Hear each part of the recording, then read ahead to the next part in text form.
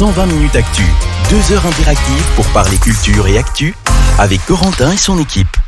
Et bonsoir à tous, bienvenue sur 120 minutes Actu. Merci à vous de nous avoir rejoints sur le 92.fm radiograndlac.com. On est en direct, on est le 13 mai, il est 20h32 et on vous accompagne jusqu'à 22h30 pour parler cinéma, pour parler musique, pour parler jeux vidéo aussi ce soir et puis pour parler aussi alors attends, en plus tu m'en as parlé un petit peu avant l'antenne, enfin t'en parlais là autour de la table.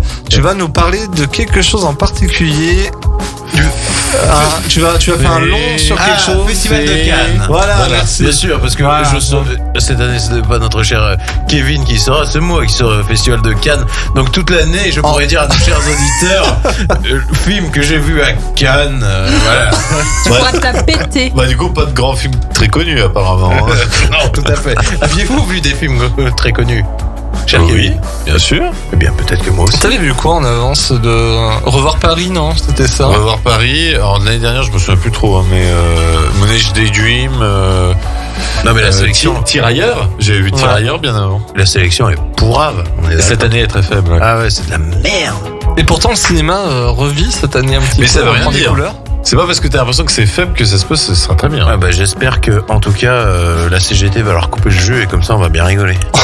Nous, c'était la guerre en Ukraine, donc ils pensaient que les Russes avaient piraté le site. Ah ouais? Oui. Ils disaient, les gens disaient, mais c'est pour ça que la billetterie marche pas. Les Russes sont piratés. C'est la première chose à laquelle ils pensent, pirater le festival de Cannes. Mais qu'est-ce que ça peut bien leur foutre, le festival de Cannes? Mais si vous voyez comme ils étaient fous, les gens de la presse, là, les vieux, là, qui étaient plus réservé. Oui, lui, il a droit à une place et il roupille en plus devant. Voilà, fumier. Qui ça? Non, mais les vieux de la presse, notre cher Kevin nous explique. Il y en a un que j'ai fait fumer, un Italien qui bouffait son sandwich pendant le film, là. Don Juan. C'était de la merde d'ailleurs ce film. T'aurais pu le laisser manger son sandwich du coup. Mais non, mais en plus ça me flinguait. D'ailleurs, profitons-en juste pour en parler. Déjà, bonsoir à tous. Bonsoir. Oui, bonsoir. C'est parti vite dans l'actualité. À Kevin, à Guillaume et à Léa. Et non, profitons-en pour parler vaguement que aussi le festival du court-métrage de Clermont-Ferrand est en difficulté. Ils vont enlever 120 000 euros de... 110 000. 110 000. Bon, j'étais pas loin. 110 000 de quoi? Je crois que j'avais vu 111 C'est 000. notre ami Laurent Wauquiez qui... Bah oui. Attends, Il a tout dépensé. Qu'est-ce qui se passe? dépensé en Dans un restaurant. restaurant apparemment. Il y aura 110 000 euros de moins d'alloués du coup au festival du court-métrage de Clermont-Ferrand. Ah, c'est con, je voulais me présenter l'année prochaine avec un truc. C'est bien dommage parce que c'est très très bien le festival du court-métrage de Clermont. T'es déjà allé? Ouais, j'y suis allé avec mon lycée quand j'étais en spécialité cinéma. Et qu'est-ce qu'il faut faire pour pouvoir se présenter là-bas? Alors, je pense que... Faut aller sur le site. Je pense qu'il faut y aller puis te présenter soit en presse, soit en... Si t'as 110 000 euros, je pense qu'ils t'ouvrent la porte. Et est-ce qu'ils me font gagner aussi? Sous la table, je pense que oui. Il y a moyen qu'il y ait ton nom en lettres d'or. Mais tu sais que tu peux peut-être présenter ton projet en vrai. Ouais, non, mais justement, je suis en train de... Faut avoir les conditions. Du 15... Attends, ils disent du 15 au 21. Ah oui, c'est fini, oui. Donc ce sera l'année prochaine. Non, là, le prochain, finalement, c'est Cannes. Et puis après, tu auras le festival d'animation à Annecy, pas très loin de chez nous. Et nous avons eu les dates que je ne me rappelle absolument plus du festival Lumière à Lyon. Oui, du 14 au 22 octobre. Et nous n'avons pas l'artiste qui sera mis à l'honneur. Voilà. J'espère que ce sera quelqu'un de très connu. Ce sera moi. L'année dernière, on avait Tim Burton et Cabellucci. Ah, il était déjà... on peut pas prendre 2 fois le même, je sais pas. Non. Mais c'est pas réalisateur, nécessairement. Ça peut être réalisateur ou acteur. Ou actrice. On verra bien, ce sera Katsuni. On va y réfléchir. Disons qu'il y a déjà eu Tarantino, Clint Eastwood, Catherine Deneuve, Gérard Depardieu. Wes Anderson. Oui. Avec ce côté très French Dispatch, tout ça. Pourquoi assez longue carrière, je pense encore. Ah oui. Parce que là, c'est quand même Ari Aster. Non, mais pas du tout. Mais c'est des vieux. Non, mais ils te font quand même venir des mecs assez vieux qui ont déjà un bout de carrière. Tu vois, Tarantino, même si il est pas hyper vieux, il en était déjà 7e ou 8e film sur les 10, tu vois, il avait déjà... Que des réalisateurs, ils font venir? Non, des acteurs aussi. Peut-être Robert De Niro. Eh ben voilà, je pensais à un Bob De Niro, ouais. Il viendra avec son bébé. Sachant qu'il sort un film, là, mon père... Ça a l'air nul. Ça a l'air de la merde. Puis on dirait que ça fait exprès de pomper sur mon... Non, alors je sais plus si c'est le nom du film d'ailleurs. Mon beau-père et moi. Non, mais il a déjà fait des Dirty Grandpa, des merdes. Non, mais là, je crois que c'est Mon Père et moi. Ouais. Celui qui sort là en mode... Oui, et il avait aussi fait Mon grand-père et moi. Oui, Mon grand-père et moi. Mais de toute façon, il pompe tous les titres. Bon, moi j'ai bon C'est en espoir France, pour hein, j'ai le bon espoir pour le Scorsese. Malavita, j'adorais ce film. Mais Malavita est pas si mal. J'adore ce film. Mais par contre, oui, il a du pognon à se faire pour son nouveau-né. On le félicite, en tout cas à 70 d'avant d'avoir. Moi je trouve ça dramatique. C'est dramatique. Pour le gamin. Pour le gamin, hein. Mais oui, c'est dramatique pour le gamin. Putain, il va jamais connaître son père en fait, quoi. Ah, qui sait, peut-être qu'il va vivre jusqu'à 95 ans. Il va dire, you fuck me. 95 ans. Tu sais, il aura même plus besoin de jouer, il sera déjà comme ça. Sans son fauteuil roulant. Et je respecte, c'est mon acteur. À 5 ans, il pourra plus lui mettre de claques. Non, mais c'est mon acteur préféré en plus, donc ça me fait un peu mal de voir ça. Ouais. Mais elle a quel âge sa femme pour avoir un mioche? Et je crois qu'en plus, elle est pas si jeune que ça. Alors je crois que sa femme, qu'il avait de longue date, il a divorcé. Ah, je te confonds peut-être. Et je crois qu'il en a peut-être une nouvelle. Il a au moins. Combien de gamins? Je crois que c'est son 7e. C'est son 7e. 7 gamins. Il est né à 51 ans. Je crois que 7 avec 4 femmes différentes. Enfin, un bordel. Oh, bah, il y a des gens dans ma famille qui ont fait la même chose, donc je ne porte 7 gamins 8 ou 9. Avec combien de femmes différentes? Oh, plusieurs. Hein, 8 ou 9. Mais genre combien?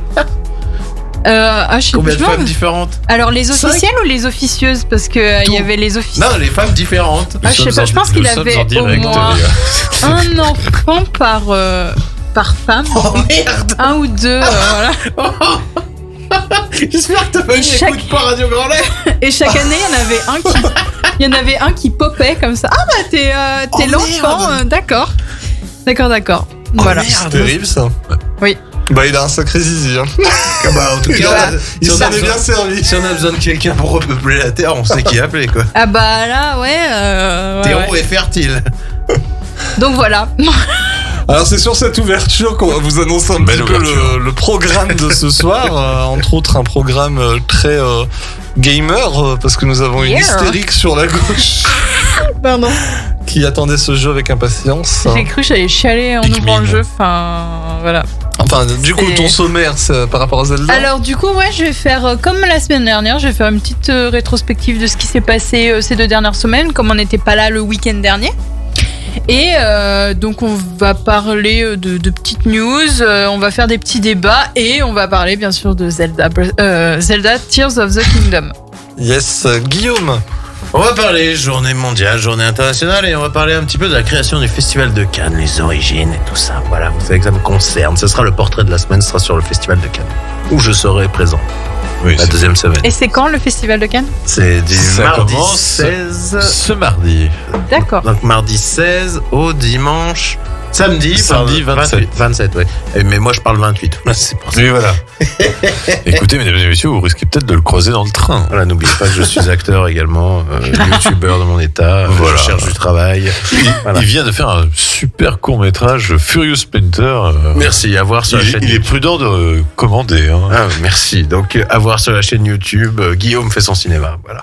Et Guy et Kevin, pardon. Moi, je vais parler des sorties de la semaine de ces 3 dernières semaines, vu que je n'étais pas là pendant 15 jours. Un accident de pédalo. Ouais. Ça aurait pu être plus grave. Et Alicia est restée sur le pédalo. Oui. Une nouvelle J'ai abandonné en haut d'une montagne. Elle a disparu une nouvelle fois. Et puis, je vous parlerai aussi du séisme qui a lieu actuellement à Hollywood. C'est la grève des scénaristes. Et vous allez voir que ça va être une sacrée panade. Eh ben merci. Alors comme vous pouvez l'entendre aussi derrière moi, on a l'artiste de ce soir. C'est notre amie Lazara. Elle n'est pas là. Hein. Non, elle n'est pas là. Non. Non, mais on va parler d'elle un petit peu parce qu'on va suivre en direct, bien sûr, l'Eurovision et notamment la performance de notre amie Lazara. On va voir un petit peu vocalement ce que ça va donner en plein direct et puis on fera le petit débrief ensemble. Ouais. Vos pronos, si éventuellement vous avez une petite idée de la place à laquelle on va se retrouver. Ah oui, c'est plus amusant de jouer à ça plutôt de dire que c'est la France va gagner parce que je pense que c'est cuit d'avance. Hein. De toute façon, on ne veut pas gagner. C'est 25 millions d'euros, on n'a pas ça à foutre là-dedans. Déjà que la France est en feu. Déjà que les JO. Déjà on réquisitionne les logements Crous, alors vous dire où on en est. Hein. Ou alors, si on gagne, je propose de faire l'Eurovision à la salle des fêtes de Saint-Ours.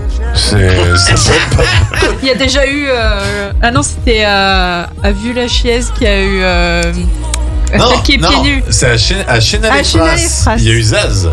Oh là. Ah ouais. C'est Un grand artiste. Ah oui, mais c'est vrai qu'ils ont réquisitionné les chambres Le de logement Crous Crous. là. Oui, mais ça sera un des débats. Pour les athlètes. Oui. Oh putain.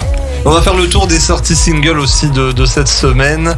Donc tout ça c'est dans votre menu de ce soir sur 120 minutes actu. Il est 20h42. On se retrouve tout de suite après pour démarrer l'émission. Tout de suite c'est le nouveau single de Miley Cyrus. Et oui, troisième single de son dernier album, et ben c'est Jaded. 120 minutes actu, 2 heures interactives pour parler culture et actu avec Corentin et son équipe. Et nous sommes partis pour 120 minutes Actu. Merci à vous. On est ensemble jusqu'à 22h30, on vous le rappelle, sur le 92.fm, radiograndlac.com. Donc restez bien branchés avec nous pour parler cinéma, musique et compagnie. Festival, jeux vidéo. Fesses. Festival.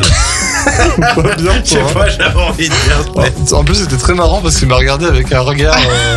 Brique. Voilà. Très hot. Salace. C'est là qu'on voit que c'est un bon acteur. Merci. Oh, ce n'est peut-être pas de l'acting. Ouh.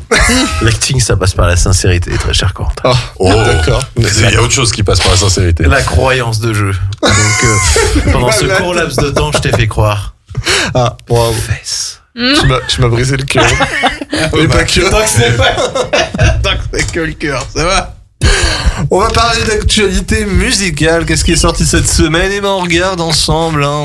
On navigue, on patauge, et on essaie d'écouter, de découvrir ensemble Charlie Pouf. les œuvres d'art de cette semaine. Alors on a hâte merde. d'avoir vos avis notamment là-dessus. Ça s'appelle Nia, c'est le nouvel album de notre ami Attic. Qui sera prochainement. Je l'ai croisé, Attic. Tout à fait, bah Où je ça pense bien. En La tournage, Super non U. Alors non, mais il était pas dans la scène où j'ai ok. tourné, mais je l'ai croisé. J'ai dit bonjour messieurs dames, voilà, c'est tout. Et nous allons vous faire écouter des extraits de cet album, notamment le titre OMG d'Attic. On l'écoute.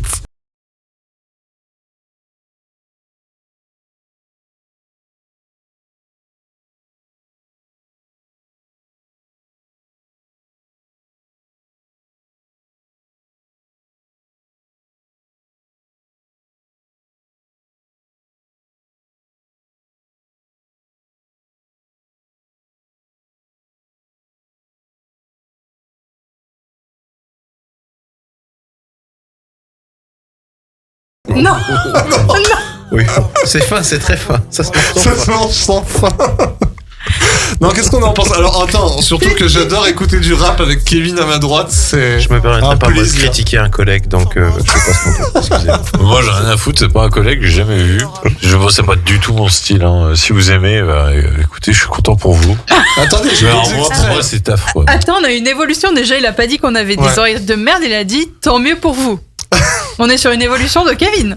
Attention, Oui, tout n'est bon, pas après, terminé. Je pense quand même. Hein. J'ai d'autres révélations pour vous, notamment le titre C'est toi le meilleur. C'est toi le meilleur. Oh, c'est toi le meilleur. Oh, c'est toi le meilleur. Oh, c'est toi le meilleur. Dans ta tête, y'a cette voix qui dit c'est toi le meilleur. Oh, c'est toi le meilleur. Ou encore le titre Perdant magnifique avec leur featuring.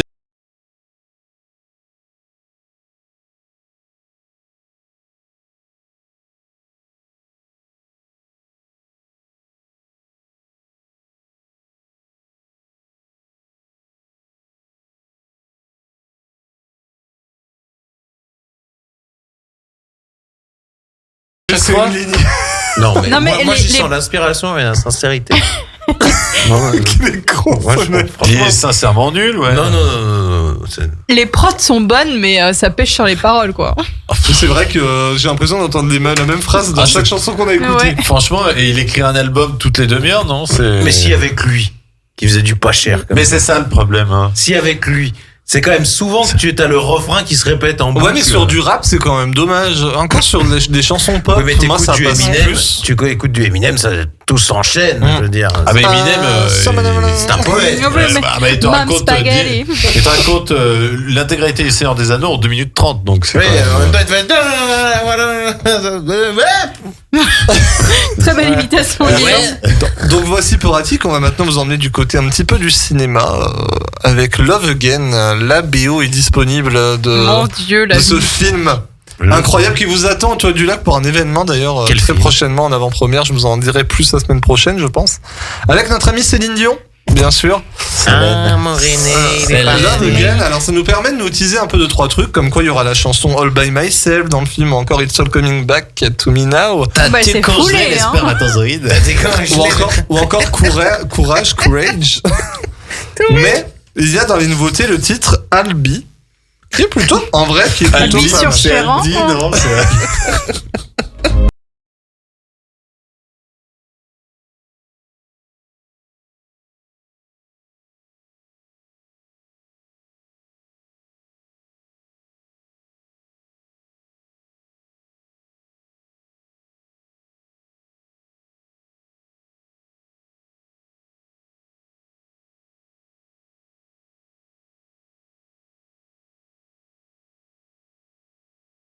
Céline Dion, je m'attendais qu'elle allait chanter, pas qu'elle allait jouer. Son propre rôle. Oh putain. Et Mais ça, elle et produit. ça, Elle c'est produit. Mais ça, c'est la merde de l'année, ça. Ah, ça sent pas bon. Ah, ça, c'est la Ça sent merde. pas bon du tout. Et t'as vu? T'as Priyanka Chopra Jonas? Ah ben elle va vite, sa carrière va vite s'arrêter. Ouais. Je suis sûr qu'elle était meilleure dans Baywatch. Ah non, c'est affreux. Ah, j'adore Non Baywatch. mais s'il vous plaît, Baywatch. J'adore Baywatch. Non. C'est parce que tu n'aimes pas le second degré. Non, Vous trouverez- j'aime bien Alerte à Malibu, c'est ça Vous le problème. retrouverez le titre aussi, Wait.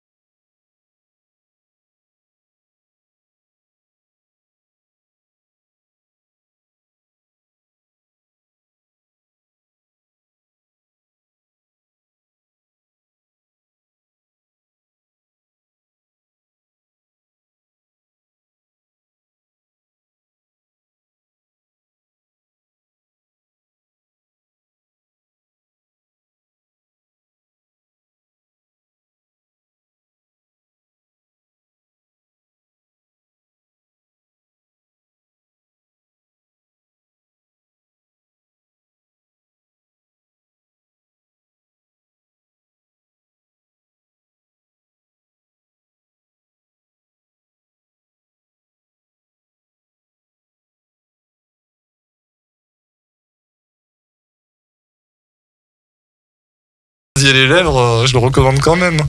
Bah, tu vas peut-être aimer Love Again, du coup. Hein. Ah, peut-être. Hein, C'est peut-être au Non, chocolat. franchement, Corentin, ça a l'air d'être la grosse merde. J'ai vu Ouais. et tout à la télé, ça a l'air meurt. à chier, quoi. Attends, tu parles de quoi? Le Love truc de Again. Céline Dion. Ah, Love Again, ouais. Tu l'as vu toi, oui, Non. oui, Valentine's Day? Non. Mais vraiment, non mais Comment on regardez-le. s'en fout de Valentine. Je m'en fous, je vous ferai une séance aux Toiles du Lac. Je vous inviterai. Ce qui est triste, c'est que c'est quand même du Marshall. Hein. C'est-à-dire que c'est celui qui a fait Pretty Woman. Hein. Ça arrive. On va parler maintenant d'un autre artiste, enfin de 3 autres artistes, c'est les Jonas Brothers, On vient de parler de sa femme, ça tombe bien. qui sont enfin de retour avec leur nouvel album Enfin. qui s'appelle The Album, ils se sont pas fait chier. Alors, vous retrouverez entre autres le titre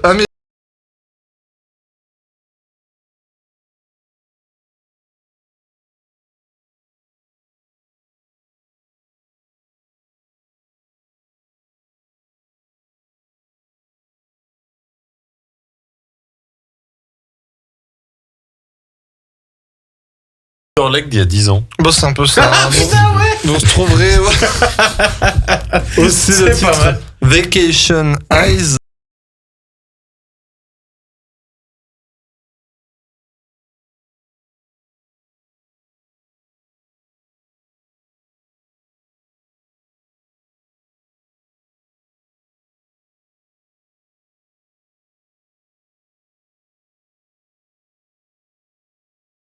Bah, ça s'écoute, mais.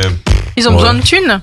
Ah, je pense, hein, il arrive un Ouais. moment où l'autre album, il Je pense, s'épuise, quoi. je pense qu'il faut qu'ils appellent Attic pour écrire les paroles. Ma petite étoile. Ma petite étoile, petite étoile, petite étoile, petite étoile, petite étoile, ma petite Ah, étoile. mais tu connais bien les chansons de ton collègue Guillaume. Ouais. J'en connais qu'une. Elle est bien, ma petite étoile. Pour moi, ce qui est pratique, c'est que quand tu connais une parole, tu connais toute la chanson, c'est bien. Et ce monsieur m'a dit gentiment bonjour, donc depuis je le considère comme un collègue. Mais c'est pas, c'était une chanson, bonjour. Il ne m'a même pas remarqué. En plus. Il a passé en disant bonjour à tous. J'ai dit bonjour, voilà. Donc maintenant c'est un collègue. Nous étions sur le même. Merde, nous étions sur le même tournage. Nous sommes collègues. Direction l'Eurovision un petit peu, donc bon, on ne vous passe plus la chanson de Lazara, mais bien d'autres artistes sont en compétition ce soir. Ah non, mais C'est pas foufou, j'ai l'impression. On cette veut pas année, hein. écouter, ça a l'air pourri. Et ben non, moi je vais vous noter une en particulier que je trouve assez bonne dans le délire, c'est Sweden. Sweden, je ne sais plus, attends. C'est pas Tatou? Non, oui, c'est Tatou, mais Chez Tati. c'est la Suède, putain, je Non cherchais mais le... Tatou. Sweden en- Tatou. Sweden. Sorry, I speak only in English, Non mais so Tatou, I genre forgot. How the Thing Is Said. Elle s'appelle Lorraine et son titre s'appelle Tatou. Non, pas la fille. Ah merde. pas les Gwyn. Pas les Oh, gars. tu as puni. C'était bien ça. Oui, C'était ouais, le bon ouais, départ. ouais, je confirme. Et du coup, on écoute ce que Lorraine peut. Et d'ailleurs, pour moi, c'est un peu mon coup de cœur d'ailleurs.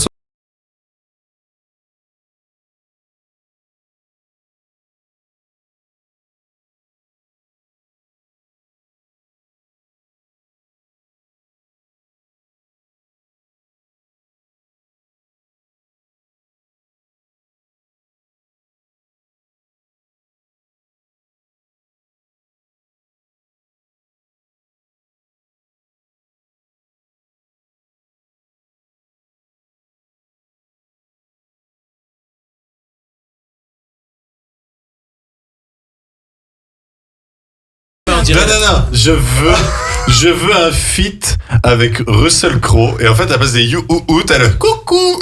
Et alors là, je Non, le mais- cite quand vous voulez. On dirait la chanson de Rachel McAdams dans la comédie justement. Oh, mais non, mais elle est super bien cette comédie Bah oui, sur l'Eurovision. Oui, mais on dirait celle-là. Ah oui. On dirait cette chanson-là qu'elle chante à la fin. Non, mais la chanson est pas mal, hein. Et d'ailleurs, en live, elle la chante super bien. Genre, la voix bah, elle est j'espère. aussi juste que dans le. Non, mais parce que t'en as certains, des fois, tu les entends en live, t'es un peu style Lazara, t'as un peu peur quand même pour ce soir sur la high note. T'as un peu peur, à moins qu'elle se soit rattrapée, là.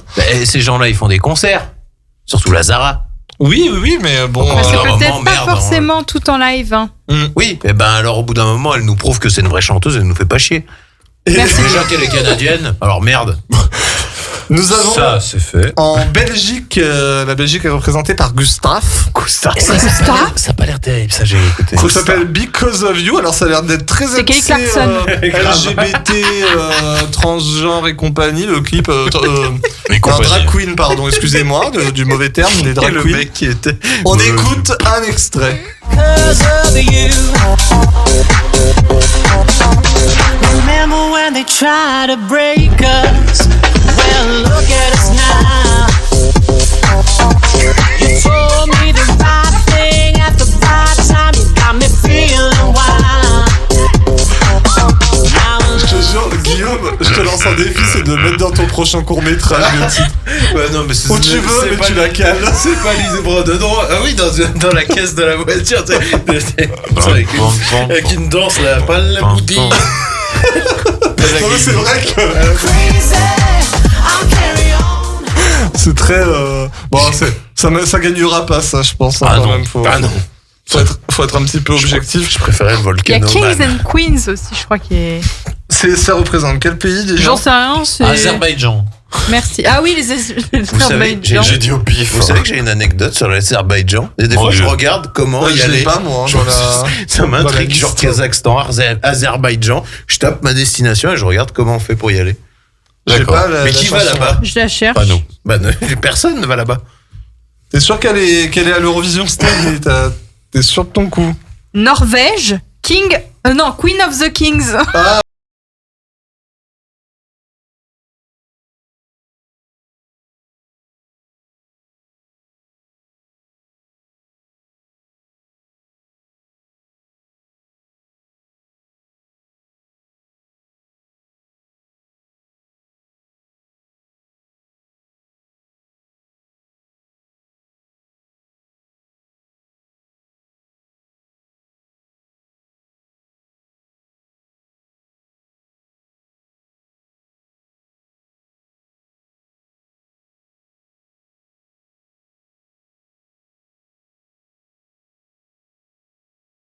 C'est ça. Par contre, Ça sent le vieux pub qui sent la chaussette avec de la bière partout, tu sais. Ah ouais. Mais par contre, ça en live, ça doit être cool.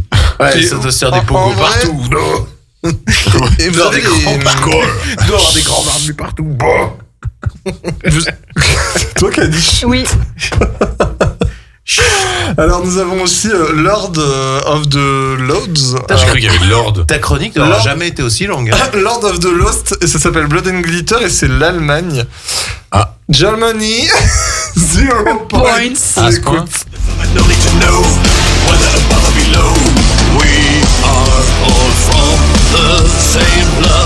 Blood and glitter, sweet and bitter. We're so happy we could die. Blood and glitter, sweet and bitter. We're so happy we could die. Blood and glitter, saint and sinner. We do. Voilà. Après, ça peut faire comme l'année de. Ah, ça se quoi Avec les robots là. Tu te souviens? Je sais plus ce que Mais c'est. c'était l'Ukraine. Les petits robots là. Ah oui, Vous vous l'Ukraine souvenez pas? Mais tu vois, cette année. D'habitude, t'en retiens bien, allez, 5 ou 6. Là, cette année, c'est pauvre. je Ouais, trouve. c'est tristouné, hein. J'écoute jamais, j'ai jamais regardé le robot. Non, j'avoue que j'aime bien. Cette Moi, je année, m'en c'est pas ouf, hein. Y a pas. J'aime bien la fin, moi. C'est les 10 points, j'adore. On est Elodie Gossuin. Non, c'est Laurence Boccolini cette année. Ça a pas été Ah, volé bien. l'année dernière, ça a tout été à Pas l'Ukraine. dit. Parce qu'elle commente. Donc c'est pas elle qui va annoncer le Grand Prix Ah, de vous France. savez qui va te donner les Elle points? commente avec Stéphane Bern. Ah bah je sais pas, je sais même plus qui c'était l'année dernière. Vous Si, avez. c'était Amir l'année dernière, ce se peut, Est-ce c'est que Amir. vous avez entendu ce qu'a dit Stéphane Bern pour le couronnement du roi Charles? On va y revenir après pendant ma chronique, mais. N'arrive plus à se mettre à genoux. Non, il a dit que le visage de Camilla, la pauvre, le visage de Camilla n'était pas gracieux au photographe. Le visage de Camilla, Camilla, n'est ça plus de Stéphane première Bern. jeunesse. Doucement, hein, que je vous hurlez là dans le micro, les gars. Le visage de Camilla, pas du tout appréciable, n'est-ce N'est pas? plus ce qu'il était. Ah oui, hein. Ah oui.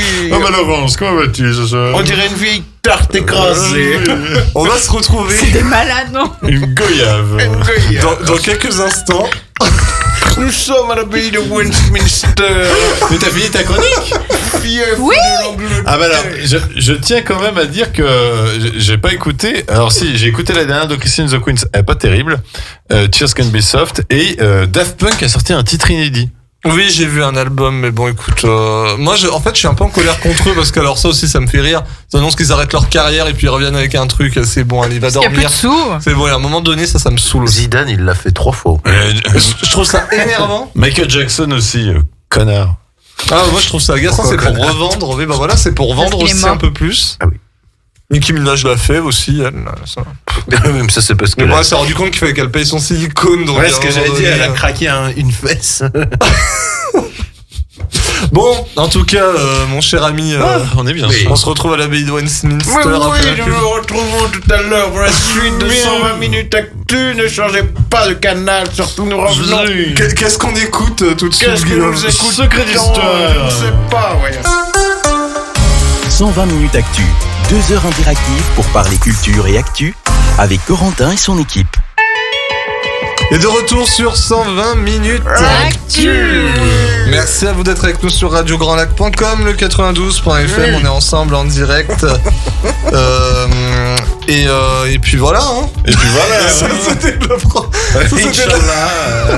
Allez, Jacques. Preuve que j'arrive pas à faire deux choses en même temps, ça m'a fait perdre mon fil. Bah, Donc- t'es un homme. Donc on est ensemble, exactement. Bah, moi, une partie en tout cas. Sur radiograph.com et le 92.fm, il est 21h07, on est ensemble jusqu'à 22h30. Pour parler encore un petit peu de musique, n'oubliez pas qu'on va essayer d'écouter en direct la prestation de la Zara sur France 2. Tout droit réservé, bien évidemment. Tu À force t'en de- iras. Et nous Ça aurait été bien. nous enverrons la facture. Et puis après, on va parler là tout de suite maintenant. Bonne question. Parce que je n'ai pas de conducteur. Mais on va parler un petit peu de Zelda, tiens. Je m'étais Ah, préparé, bah, mais alors, très bien. Je te laisse le temps. Comme ça, t'as Non, encore non, plus le temps de te préparer. Est-ce que. Corentin, Oui, est-ce bien que tu sûr. veux que je coupe Bonsoir. ma chronique en deux? On parle vite fait de Zelda et puis peux après tout je fais couper les en deux. news ou. Tu fais comme tu veux. Bon, Allez, on la bah, coupe en deux. Allez, on la coupe en deux, on va parler de Zelda. Et pour ça, je n'ai pas besoin de notes puisque la nouvelle épopée d'un des héros de l'univers du jeu vidéo les plus célèbres est de retour après 4 ans d'attente. Très bonne C'est- imitation. Excellente imitation.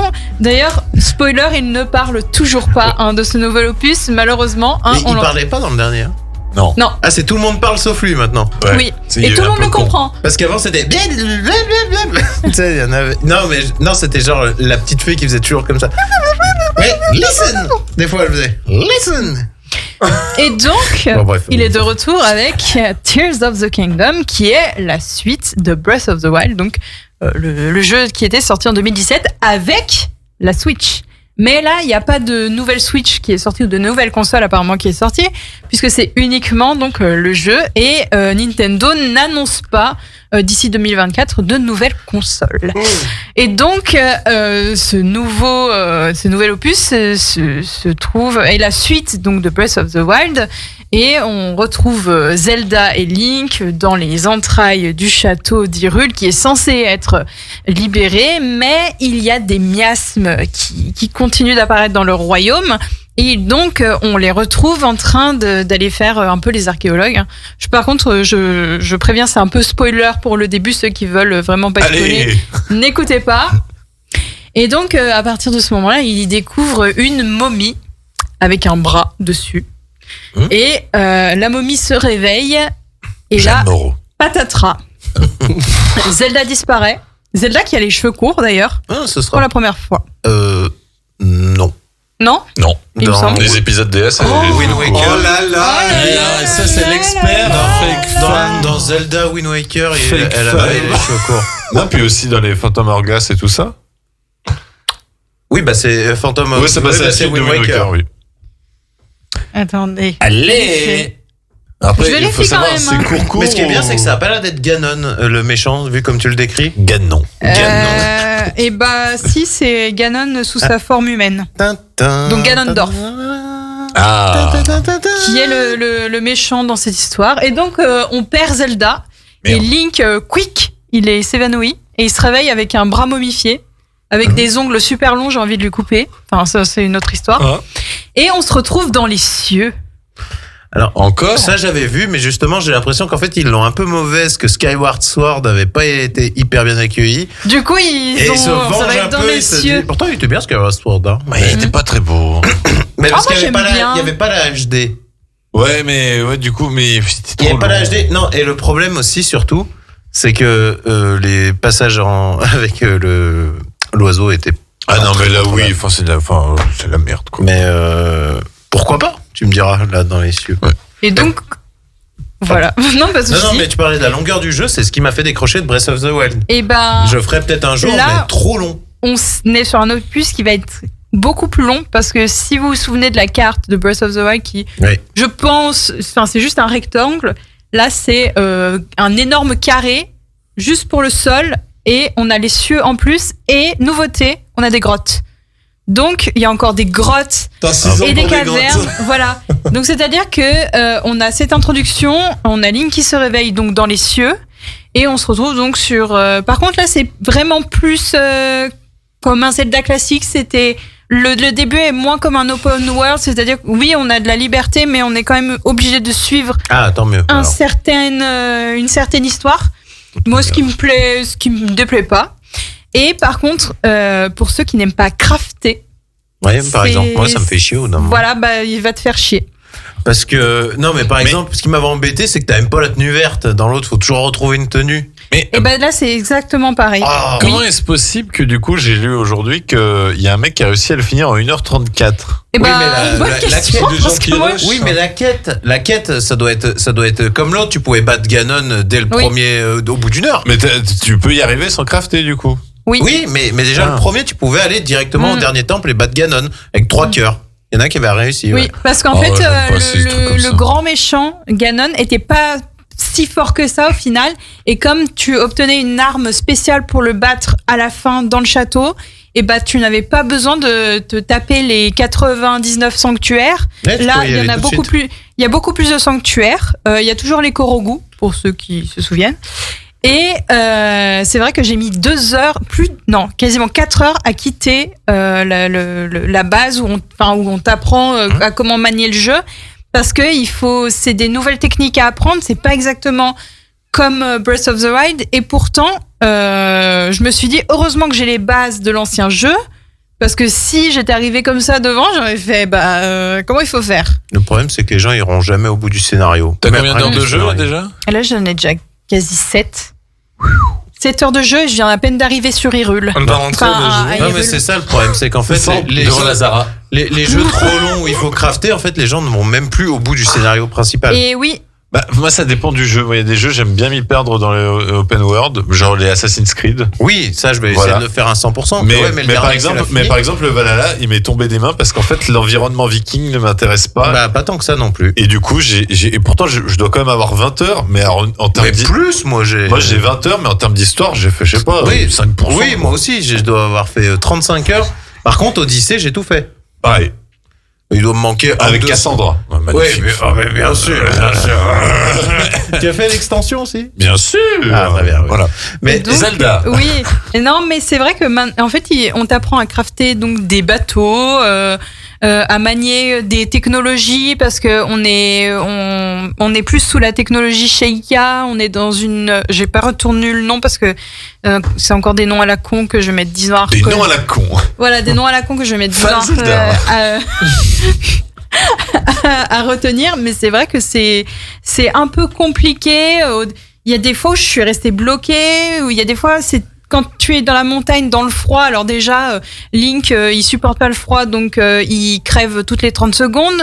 Donc faut que tu trouves une technique. Donc tu allumes 15 000 feux de bois autour de toi pour avoir chaud. Ensuite, faut créer une échelle pour monter jusqu'au sanctuaire pour obtenir un nouveau pouvoir. Et puis ensuite, faut voler jusqu'à un nouveau temple. Enfin, c'est vraiment extrêmement long. Moi, j'ai trouvé ça très long, très très long. Ouais. Et enfin, je suis arrivée à descendre des cieux. Je ne sais pas comment on va faire pour remonter. On va bien voir. aussi, tu vas voir. Je pense que c'est la un petit truc, téléportation. ça va faire Un petit jetpack. Comme ça. Non, moi, je pense que c'est plutôt la téléportation. Et en plus, on a des pouvoirs pour traverser les murs. Enfin, j'ai Il trouvé n'y a ça. plus les musiques, les machins qui te permettent de te déplacer super vite sur la carte. Non, là, c'est des Fini, ça téléportations. T'as plus l'ocarina, la Ah, non, baguette non. du temps, le machin, d'accord. Non, ça Et votre c'est Zelda préféré, tiens, je suis curieux. Twilight Princess. Ocarina of Time. Wind Waker. Oh, c'est marrant. Ouais, j'aurais pas cru autant Parce que c'est de le plus différence. sombre. Twilight Princess, c'est un peu chiant. Il est sombre. Mais chiant avec le loup. J'adore Zelda dans Twilight Princess. Oui, mais Je trouve que c'est les une des plus passages belles de loup Zelda. sont chiants. Voilà. Et d'ailleurs, on peut. Est-ce un plus beau ou est-ce un autre plus beau?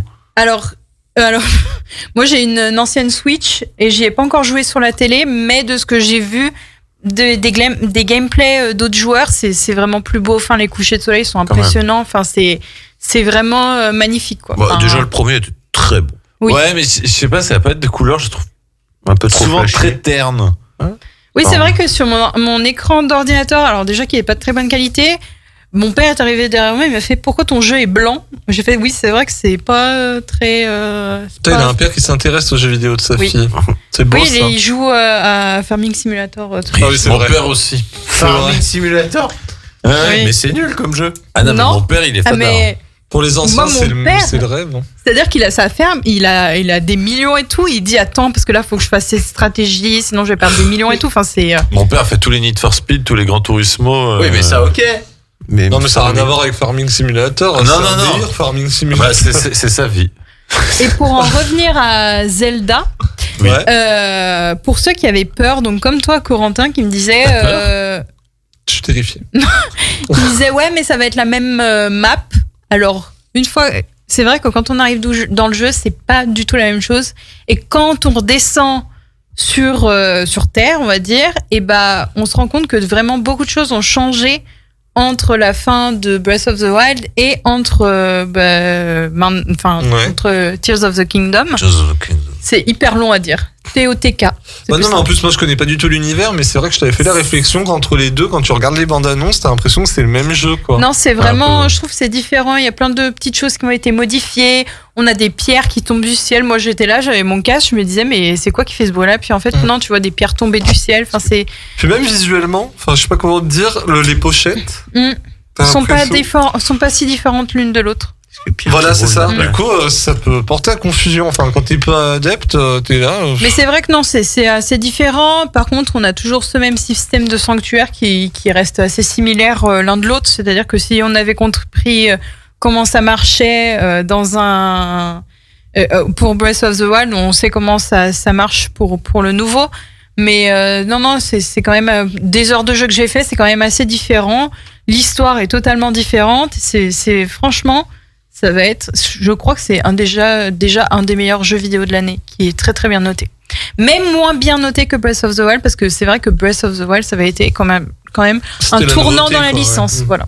Ouais, tout à fait. Voilà, donc allez acheter le jeu. Et pas chez Micromania, parce qu'ils vous le vendent de plus cher que chez les autres. Ouais, j'ai vu ça. Non, tu crois? C'est Ça- pas leur genre. Non. C'est rare. Voilà. Et ben voilà, Zelda Tears of the Kingdom. On se retrouve dans quelques instants avec notre ami Guillaume, qui risquera d'être un petit peu coupé pendant sa chronique par la prestation de la Zara. Je te préviens, Guillaume, il y a moyen qu'on fasse une coupure priorité au direct. Donc on se retrouve dans quelques instants. Après le double titre là, on s'écoute Pink avec Trustful, suivi de The Weeknd avec Nothing Is Lost. 120 minutes actu, 2 heures interactives pour parler culture et actu avec Corentin et son équipe. Et de retour sur 120. Minute Actu. Oui, pardon.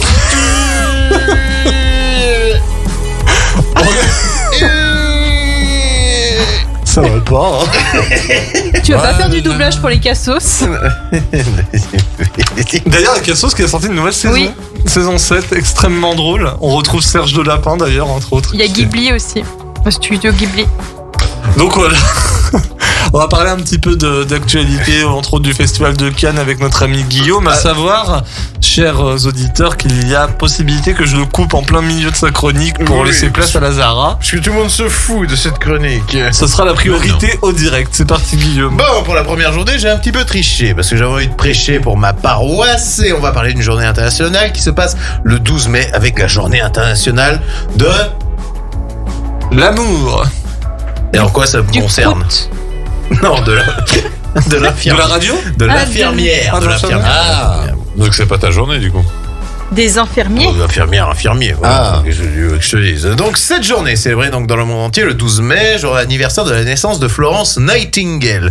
C'est une occasion pour réaffirmer son attachement à vouloir améliorer les conditions de travail des professionnels infirmiers et donc infirmières. En effet, la pénibilité de ce métier, notamment dans les hôpitaux, est intenable au point que nombre d'infirmiers et d'infirmières quittent la profession au bout de quelques années, ce qui est vrai, créant par là même une réelle pénurie auprès du patient, ce qui aggrave encore les conditions de travail. Et la question que je suis sûr vous taraude tous, mais qui est Florence Nightingale? Ouais, j'avoue, c'est qui? Ouais. Bah, c'est la première infirmière.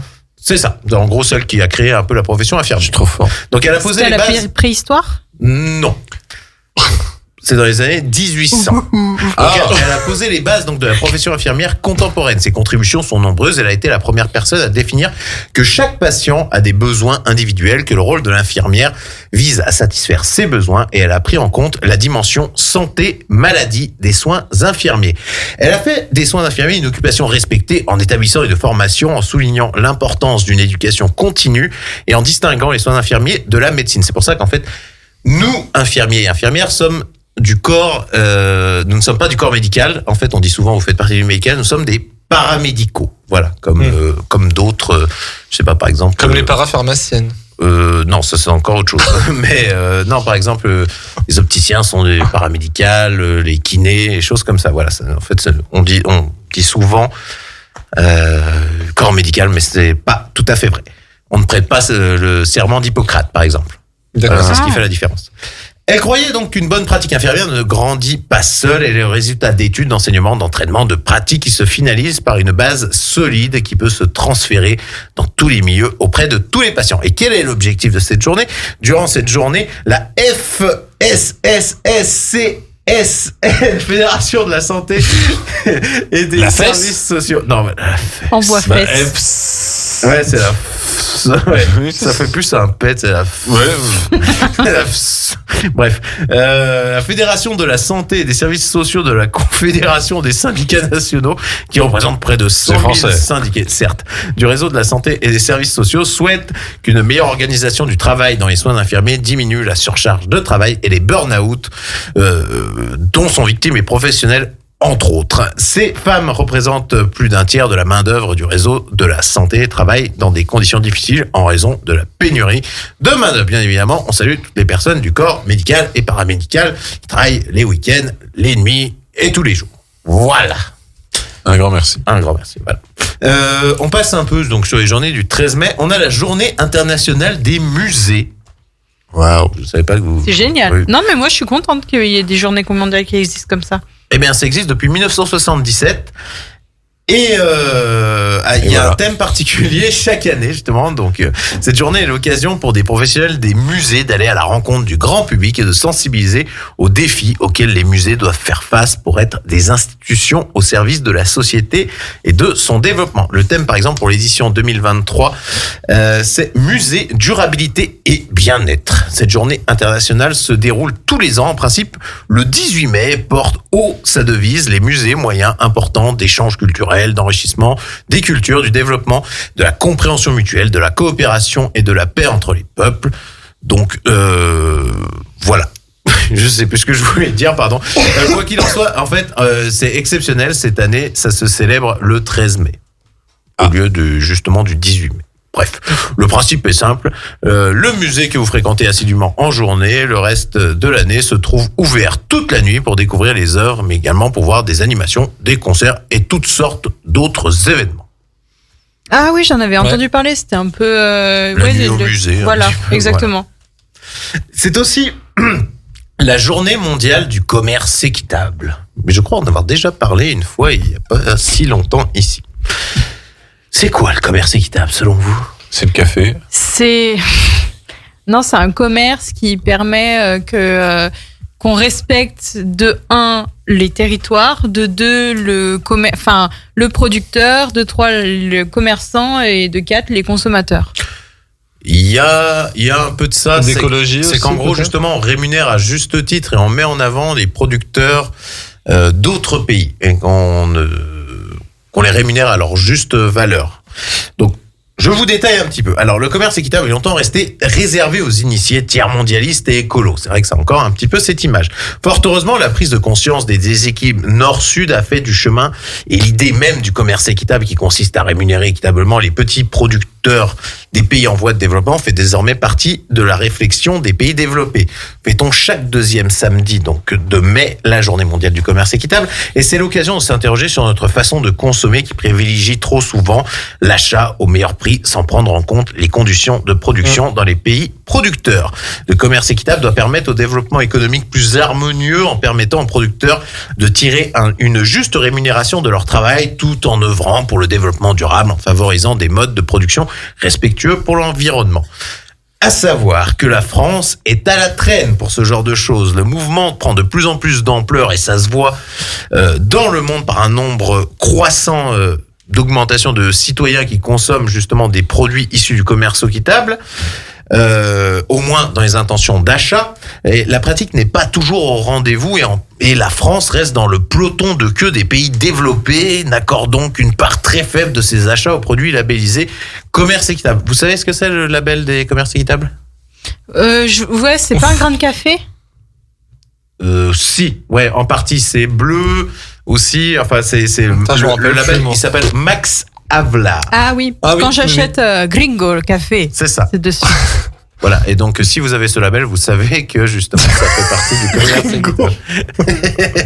Mais t'as vraiment un café qui s'appelle Gringo. Avec l'accent surtout. Et en vrai, vous y êtes sensible ou pas les produits commerce équitable ou vous en avez rien à péter? Moi, ouais, je sais que déjà avec mes parents, on essaie de consommer local, mais dès qu'on va acheter dans le commerce, on va essayer d'acheter des choses où on sait que l'argent il va partir en grande partie chez le producteur et pas que dans les Enfin, par exemple, la viande, le nouvel agriculteur, le café, Gringo. D'accord.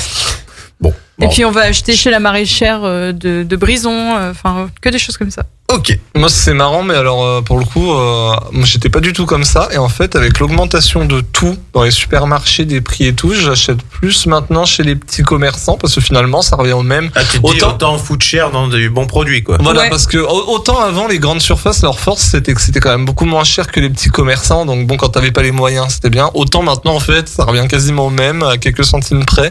Donc je vais chez le fromager maintenant, chose que je faisais pas avant. Je vais chez le boucher, vraiment, je vais un peu partout et je me rends compte que je m'en sors tout aussi bien et que je mange de la qualité du coup. Eh bien, après, par contre, pour être honnête, sur les produits de grande distribution, je m'en tape, que ce soit sur le paquet, commerce équitable ou pas, je prends... si je dois encore trier ce que je prends en produits... Maintenant, ils sont plus mis en avant. En général, ça se trouve dans des magasins un peu spécialisés. Par exemple, c'est pas Biocop où justement t'as beaucoup de produits comme ça. Si. Mais même maintenant, dans les rayons bio, en grande surface, c'est bien plus mis en avant que les autres produits. Ok.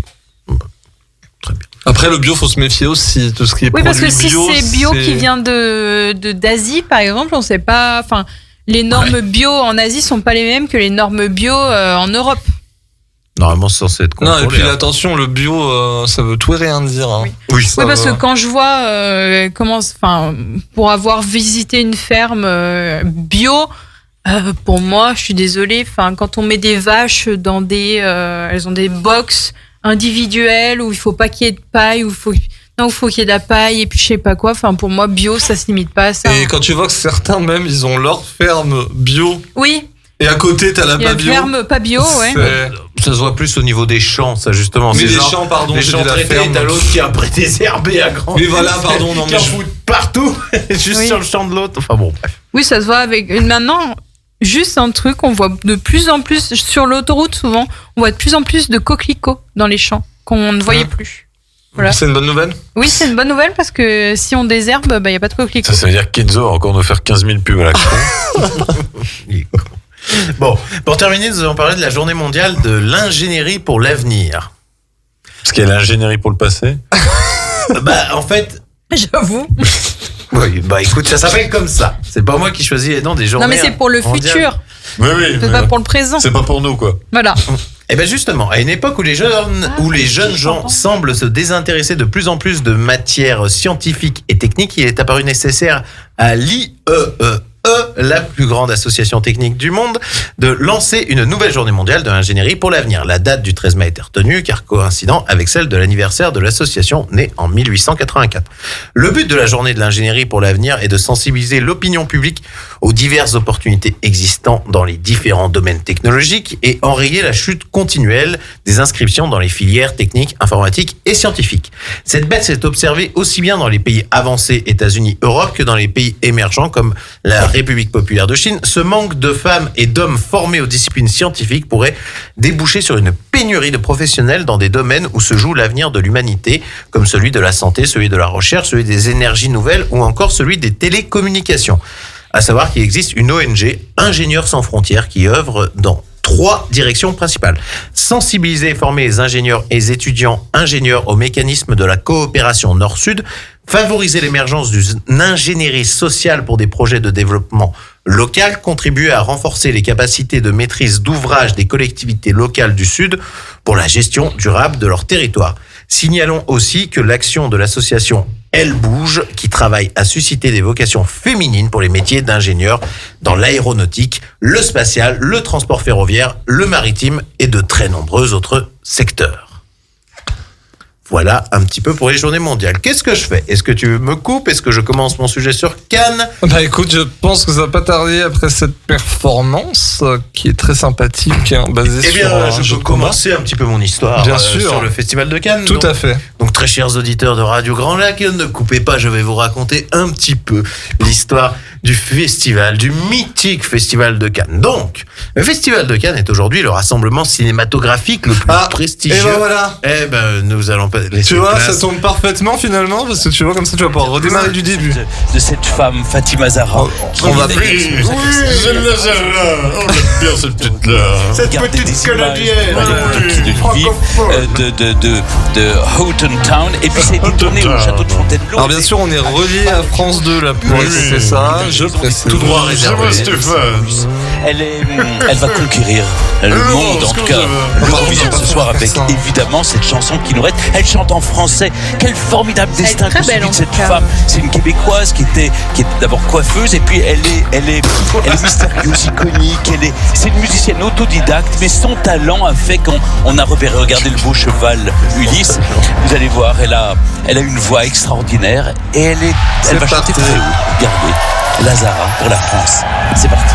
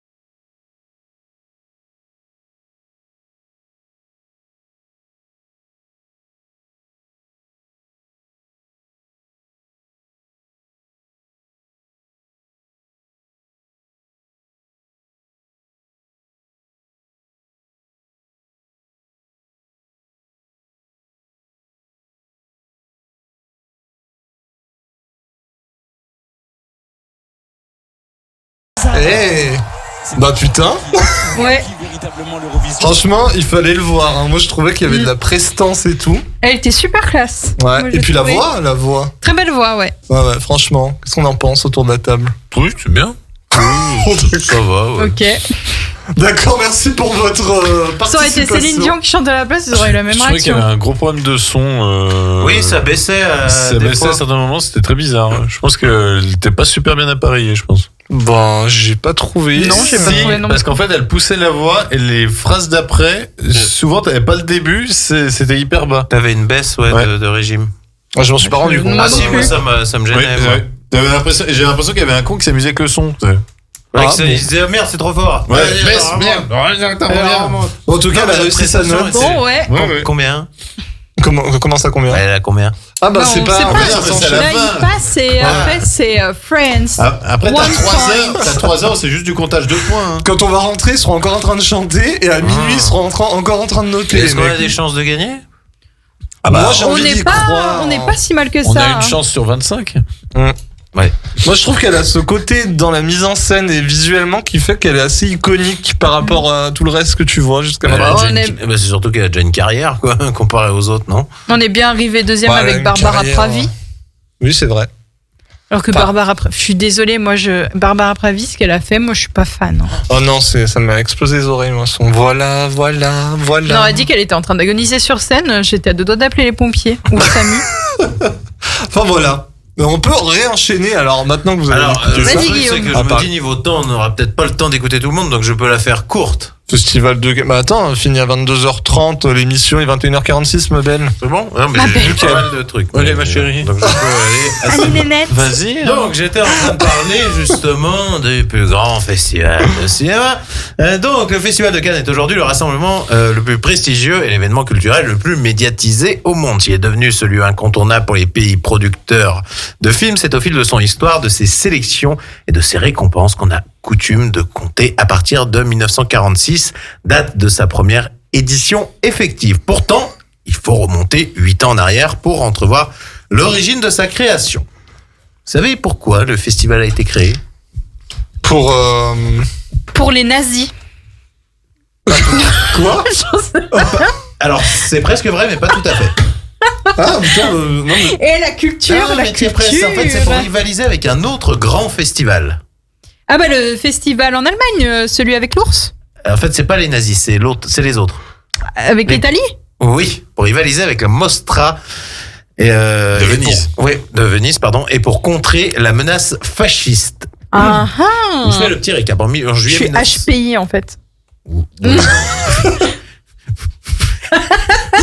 Bref, excuse-moi. Donc en juillet 1938, la Mostra de Venise, première compétition internationale dédiée au 7e art, rassemble pour la première fois, rassemble pour la 6e fois les grands pays producteurs de cinéma de l'avant-guerre. La France est représentée par une sélection de films et au sein du jury par le diplomate Philippe Erlanger. Le jour donc du palmarès, l'unanimité se fait sur un film américain, mais sous la pression d'Hitler. C'est finalement le documentaire de propagande nazie, Les Dieux du Stade, de Leni Riefenstahl. Riefenstahl, plutôt, voilà. Et le film italien Luciano Serra Pilote de Goffredo Alessandrini, qui reçoivent donc la plus haute distinction nommée Coupe Mussolini. La décision provoque un tollé parmi les membres représentants des démocraties, et la France et les États-Unis et la Grande-Bretagne quittent la Mostra, bien décidés à ne plus y revenir. Dans le train qui ramène en France Philippe Erlanger, il pense à organiser une manifestation en remplacement de la Mostra pour donner au monde un festival libre, sans pression ni contrainte. Dès son retour, il contacte les autorités concernées et le temps presse pour mettre en place un festival français capable de concurrencer le prochain concours vénitien. Donc, de septembre 1938 à mai 1939, l'initiative devient une véritable affaire d'État. Georges Bonnet, ministre des Affaires étrangères, craint d'envenimer les relations franco-italiennes. Mais Jean Zay, alors ministre de l'Éducation nationale, et Albert Sarraut, ministre de l'Intérieur, soutiennent l'idée selon laquelle l'Europe doit se doter d'un festival de cinéma où l'art ne serait pas influencé par des manœuvres politiques. Chose qu'on retrouvera d'ailleurs jusqu'à avant la guerre froide. En juin 1939, les médias annoncent officiellement la création donc d'un festival de cinéma en France, soutenu par divers pays producteurs de films, États-Unis en tête, et dont l'ouverture est prévue le 1er septembre, en même temps que la Mostra. Il ne reste alors que quelques mois pour préparer la manifestation. La France doit donner à son festival un cadre aussi prestigieux que Venise. Sur une liste d'une dizaine de villes, Biarritz est d'abord retenu comme siège le 9 mai 1939, mais les partisans de Cannes autour de Georges Prade, conseiller municipal de Paris, et les directeurs de Palace Cannois finissent par remporter l'implantation de la manifestation. C'est ainsi que le 31 mai 1939, la ville de Cannes et le gouvernement signent la naissance officielle du Festival international du film, parce qu'en fait, c'est son vrai nom. On dit souvent Festival de Cannes, mais c'est le Festival international du film, seulement 3 mois avant la date d'inauguration de l'événement. La perle d'azur, implantée sur une côte que l'on compare volontiers à la Californie, se prend à rêver d'Hollywood. Malheureusement, vous vous doutez bien que le festival n'aura pas lieu. Forcément. Pourquoi ? La guerre. Bien, j'avais peur que tu ne suivais pas. Bon. Je suis toujours. Et bien justement, le premier festival doit se tenir du 1er au 20 septembre 1939 dans la salle du casino municipal. Alors, à savoir que c'était sous la présidence d'honneur de Louis Lumière. Ah. Ouais, donc père du cinématographe. Bon, en même temps, on remarque. Oui, non, mais ça paraît assez logique, mais je pensais pas qu'il était encore vivant à cette époque. Bref. Bon, et pourtant, le festival 39 n'aura pas lieu, puisque le 23 août, le monde apprend avec stupéfaction la nouvelle du pacte germano-soviétique de non-agression. La plupart des touristes quittent Cannes, malgré la gravité de la situation. Le comité du festival lutte, organise à titre privé, donc la seule projection que connaîtra cette édition, celle du premier film américain en compétition, Quasimodo, de William Dieterle. Je ne connaissais pas. Bref.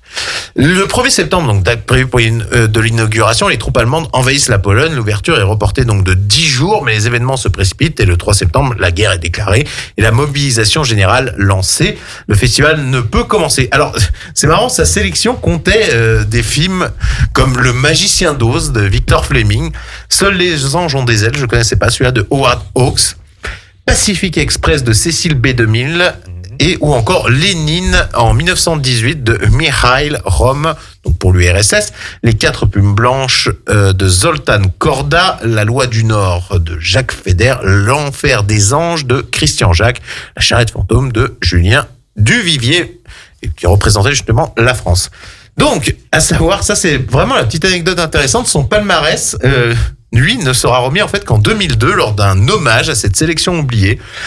Et avec 63 ans de retard, la Palme d'Or 1939 est alors décernée à l'unanimité à Pacific Express de Cécile B2000 par un jury présidé par Jean d'Ormesson. Bien sûr. Voilà, un petit peu pour cette anecdote. Est-ce que vous en voulez plus ? Parce que j'en ai encore pas mal, justement, des choses. Comme tu le sens, après, est-ce qu'on switcherait pas un petit peu sur l'actu ciné un peu avec... Je peux faire très rapide sur certaines on fait choses. ça. Donc en fait, il faut attendre 1946 au sortir de la guerre et dans une France exsangue pour que le projet de festival international du film initié 9 ans auparavant par Philippe Erlanger se concrétise enfin dans une toute première édition qui s'ouvre le 20 septembre. C'était, je cite, la première fête que s'offrait le monde dans une sorte d'ivresse sous un soleil qui ne cessa de briller jusqu'à la mi-octobre.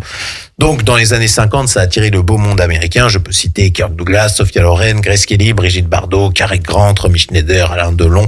Voilà. À savoir également que le Palais de la Croisette a été inauguré en 1949. Ça, je ne le savais pas. Et qu'est-ce que je peux vous dire d'autre, par exemple ? Ah si, ça c'était assez intéressant, c'est comment ça s'appelle ? Le marché du film, en fait, n'a été officiel qu'en 1989, donc c'est tard. qui se tenait clandestinement. En fait, il se tenait clandestinement depuis 46 dans les cinémas de la rue d'Antibes. Donc en installant les professionnels de l'industrie cinématographique à l'intérieur du palais pour les encourager à tisser des collaborations, le festival affirme alors pleinement son rôle dans le développement de l'industrie du film. Et à savoir que maintenant, il attire 11 000 participants et c'est sous l'initiative de André Malraux qui était... Il est pas très grand en plus, le cinéma d'Antibes, donc je sais pas comment il faisait pour... Ouais, je sais pas. Mais en gros, c'était vraiment D'où pour l'espace pousser Malraux. au développement, pour le développement du cinéma. Il était assez attaché à ce genre de choses. Une autre anecdote, c'est que le festival est à l'origine créé pour récompenser le meilleur film. Donc, il y avait le Grand Prix, la meilleure réalisateur, prix de la mise en scène, le meilleur acteur et la meilleure actrice, prix d'interprétation masculine de la compétition internationale. D'autres prix décernés par un jury professionnel d'artistes et d'intellectuels apparaissent bien plus tard comme le prix du jury et surtout récompense suprême, la Palme d'Or. Voilà, ce n'était pas de prime abord la récompense de base. Ouais. Voilà, le Festival de Cannes fait partie des 3 principaux festivals, pardon, j'allais dire festivals. Non, c'est vrai. Voilà, tendance à faire les festivals cinématographiques internationaux. Donc justement avec la Mostra de Venise et la Berlinale. Oui. J'allais dire la Berlinade aussi, tu vois, on attend. Ça La Berlinade. Oui, non, c'est la Ça, c'est une Berlinade. sauce. Donc ces 3 festivals reconnus pour leur prestige du point de vue de la critique cinématographique ont tendance à être opposés aux Oscars du cinéma américain. Voilà. Et à savoir que la présidente maintenant du Festival de Cannes s'appelle Iris Knobloch, qui a succédé à Pierre Lescure. Qui travaillait avant, était à Warner Bros. France. Ah d'accord, ça je savais pas. Et et le personnage qu'on voyait présenté un petit peu, qu'on a vu au Festival de Thierry Lyon. Frémaux. Eh ben lui, alors qu'est-ce qu'il fait là-dedans? Et lui, il n'est pas président, lui. Oui, mais Il est, je sais pas quoi, mais il est tout le temps là. ce sera sûrement lui, un de ces Ah gars. oui, non, mais il est toujours. Il est toujours. D'accord. Bon, voilà un petit peu pour ces anecdotes, un petit peu. J'espère que ça vous aura intéressé sur la création un petit peu du Festival de Cannes. Ça nous a cultivés en tout cas. Eh ben merci mon petit Guillaume, on se retrouve après ce petit moment de dance avec de l'actualité cinéma et les sorties de la semaine avec notre ami. 120 minutes actu, 2 heures interactives pour parler culture et actu avec Corentin et son équipe. Et de retour sur 120 minutes Actu. On est ensemble jusqu'à 22h30. Merci à vous de nous suivre sur radiograndlac.com et le 92.1 FM. Je vous ai préféré un AVC en direct, mon Corentin. Non mais parce que je viens de voir un truc lunaire. Est-ce que je vous raconte ça en direct quand même, ce qui Oui. se passe au cinéma On veut quand même. savoir ce qui En se passe au une cinéma à minute. l'Étoile du Lac. Alors, si vous savez, au cinéma, pour les jeunes enfants, on a comment dire, des rehausseurs. Alors, à l'instant même, en direct live, j'ai quand même mon collègue qui m'envoie, qui pensait avoir tout vu, mais les gens arrivent encore à le surprendre. Ils ont changé leur gosse et ont laissé la couche dans l'accoudoir. Je vais vomir. Pas mal.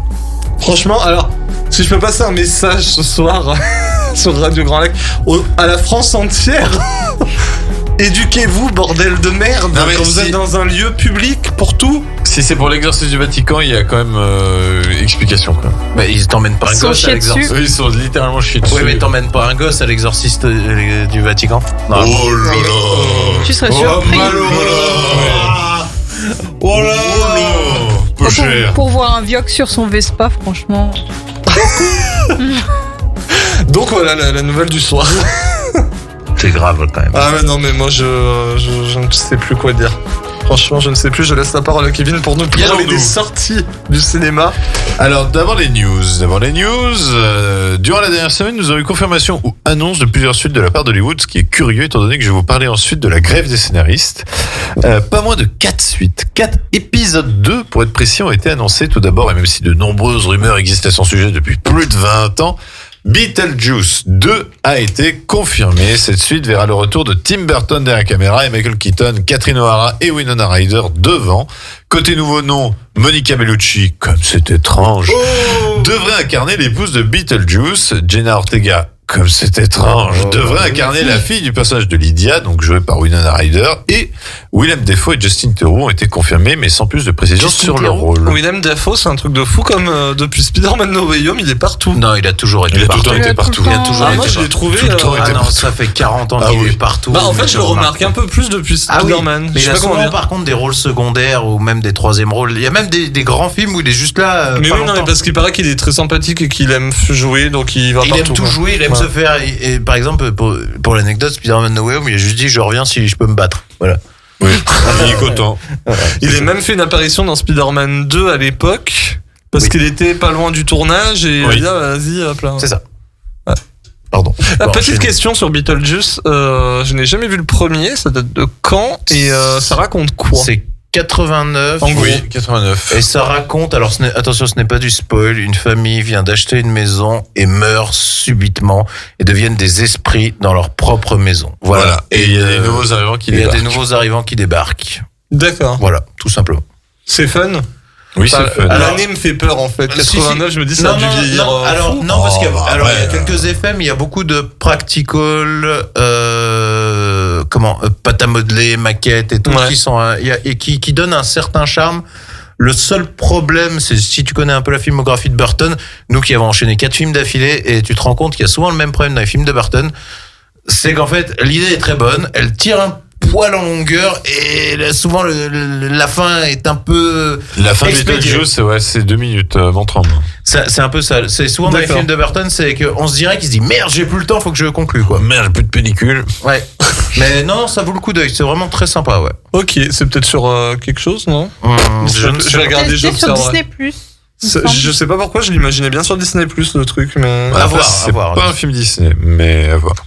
Et la date de sortie du coup de la suite est prévue pour le 6 septembre 2024. Ah, mais ça va enchaîner. Ça va enchaîner. Autre suite, cette fois-ci annoncée par Disney, avec une forte chance que cela se termine sur Disney+, c'est Freaky Friday 2, qui annonce donc le retour de Jamie Lee Curtis et Lindsay Lohan dans leur rôle de mère et fille, où on devrait encore assister à un body swap, au moins amusant, car l'originalité n'existe plus.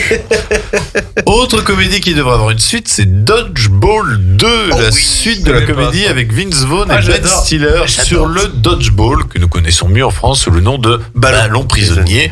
Pour l'instant, nous savons que seul Vince Vaughn a déjà annoncé son retour, mais rien n'a été précisé sur le retour de Ben Stiller ou sur l'annonce d'un réalisateur. Il va le faire, Ben Stiller, c'est sûr. C'est sûr, il va le faire. Ah, sinon, ils le font pas, j'ai envie de dire. Oui, mais c'est génial. Moi, ça, j'adore. C'était marrant. C'est ouais. quoi ça encore, l'idée là, du ballon prisonnier là? Bah, en fait, ils font une compétition à la De Ballon prisonnier. Mais après, faut aimer l'humour de la bande à Ben Stiller, Vince T'as Vaughn. déjà et joué au tout. Ballon prisonnier? Bien sûr. Bah, ils en Ouais, font mais des c'est ça. Je compétitions. défonçais tout le monde à Bah, ça.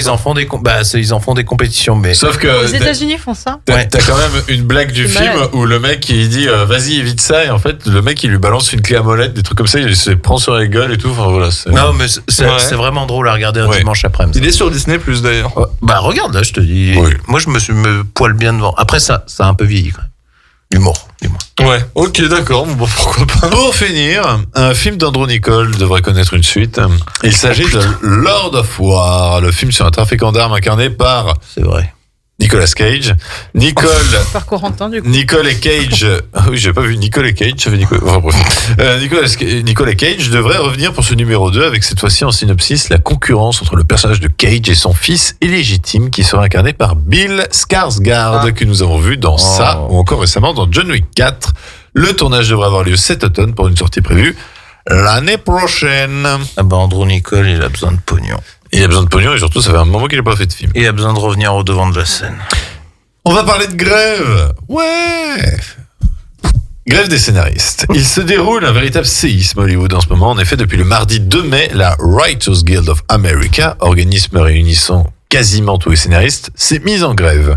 Cette grève est le résultat de 6 semaines de négociations avec Netflix, Amazon, Apple, Disney, Discovery Warner, NBC Universal, Paramount et Sony, sous l'égide de l'Alliance des producteurs de cinéma et de télévision, a déclaré la Guilde dans son communiqué. Le but de cette grève est, bien sûr, l'augmentation de rémunération des scénaristes, ainsi que des améliorations des droits résiduels de diffusion en continu, soit les fameux droits d'auteur.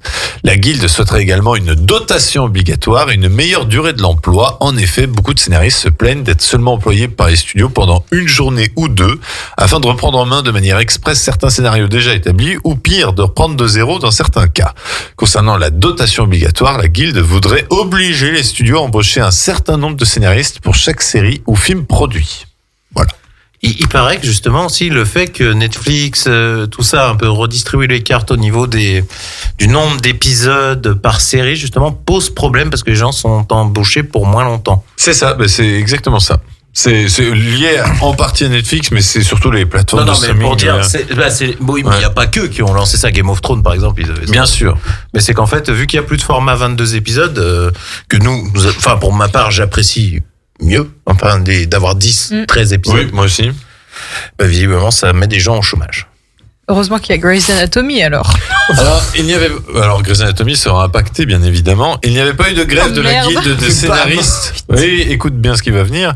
Il n'y avait pas eu de grève de la Guilde des scénaristes depuis 15 ans et Oui, c'est vrai. celle-ci avait duré de novembre 2007 à février 2008. Ouais, c'est Quand même. longtemps, hein. non. Ce qui avait paralysé de nombreuses productions, dont certaines séries télé, comme à l'époque Desperate Housewives ou la série 24 heures chrono, dont le tournage a été reporté d'1 an, et voire même certains films comme le James Bond Quantum of Solace, où le scénario a finalement été écrit pendant le tournage, avec parfois même Daniel Craig qui écrivait ses propres lignes. Et il y avait même des saisons qui avaient été raccourcies et des scénarios Prison Break. tout pourris, justement aussi. Bah, justement, la saison 3 de Prison Break qui était moisie. Oui. Et Lost, je crois qu'il était écrit. Mais si j'ai bien compris, il y a même des séries comme Stranger Things qui se stoppent, mais par solidarité.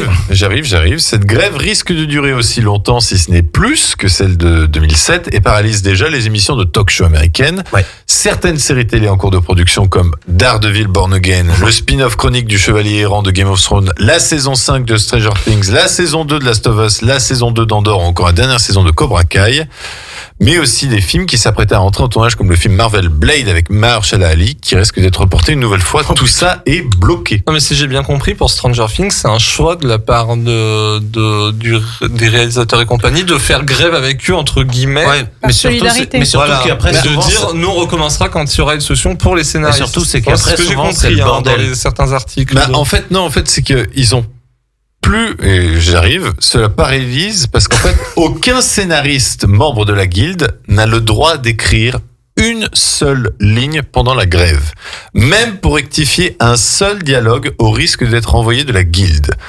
Les orfèvres. Vous me direz, des scénaristes non membres de la guilde pourraient prendre le relais.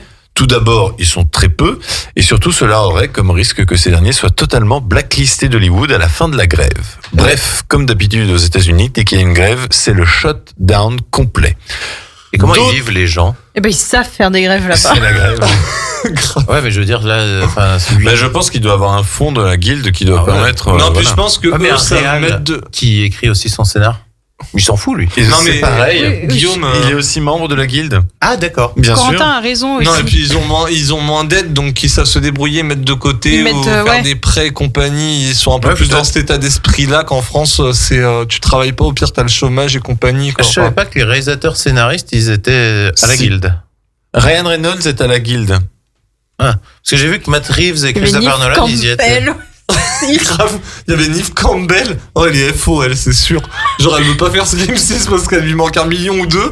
Elle va faire la grève avec les scénaristes avec une pancarte dans la main. J'en suis sûr, elle est force ouvrière. Après, il y a d'autres stars sans être scénaristes qui soutiennent la grève. Alors, d'autres projets ne devraient pas être impactés, comme les saisons 2 de House of the Dragon ou Rings of Power, où le script aurait été terminé depuis quelques temps, ou encore les films de super-héros Deadpool 3 ou Superman Legacy de James Gunn. Mais cette grève risque d'être accompagnée par la grève de la guilde des acteurs et celle des réalisateurs. En clair, les studios vont devoir sortir les bonnes résolutions s'ils ne veulent pas que l'entièreté des productions soit stoppée. Mais ils sont pas assez payés les réalisateurs. Je veux bien. Alors les scénaristes je veux bien, mais les réalisateurs et les acteurs ils sont pas assez payés. Ouais, mais je pense que ça va leur faire du bien à Disney Plus et tout. Hein.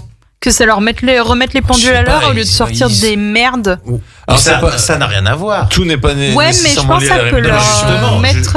Justement, ils sortent des merdes mal écrites. Ce que voilà, faudrait qu'ils se bougent le cul aussi les scénaristes peut-être. Oui, Oui, mais parce que si eux, par derrière, ils ont de la pression et tout, qu'ils peuvent pas faire leur Oui, travail correctement, c'est là-dessus. Parce que c'est ce qui doit se passer Oui. hein, dans les grands groupes comme ça, Disney et compagnie. Par contre, oui, je suis d'accord avec toi, les réalisateurs et les acteurs, faut y arrêter à un moment donné, c'est bon, ils sont grassement payés. Hein. Oui, non, mais Faut attention, arrêter, hein. on ne parle pas des acteurs. Oui, il y a acteurs et acteurs. Si c'est les mecs si qui font c'est des Roland figurants ou quoi. Marcy, pardon, paix à son âme, c'est vrai qu'il est mort, mais si c'est Luna Torres de Plus belle la vie, oui, c'est sûr, elle pourrait peut-être être un peu augmentée. Mais c'est sûr que je sais Non, mais pas. il y a plein d'intermittents. Oui, non, mais je vois ce que tu veux dire. D'accord. Ouais. Si c'est Leonardo La DiCaprio, c'est guilde, bon. c'est quoi. tout le monde. Hein. Oui, je vois ce que tu veux dire. Oui. On la Donc connaît, ça, la guilde. ça c'est la fin du coup de cette news. Donc la grève, elle va continuer pendant, je pense, un très bon moment. En tant que Et- Français, on les soutient. Et qu'est-ce que tu en penses, Kevin, de cette grève? Qu'est-ce que tu veux que j'en pense? Je sais pas. T'es tu pourras en d'accord, t'es penser pas quelque d'accord? chose. Qu'est-ce que t'en J'en ai penses à faire, donc je suis d'accord ou pas d'accord. Je sais pas, t'es Ah un bah, grand si, donne ton consommateur de avis. cinéma, t'as bien ton avis. Ah oui, t'as bien ton avis sur la question. Oui. Bah, mais si les scénaristes se sentent obligés de se mettre en grève, ils se mettent en grève.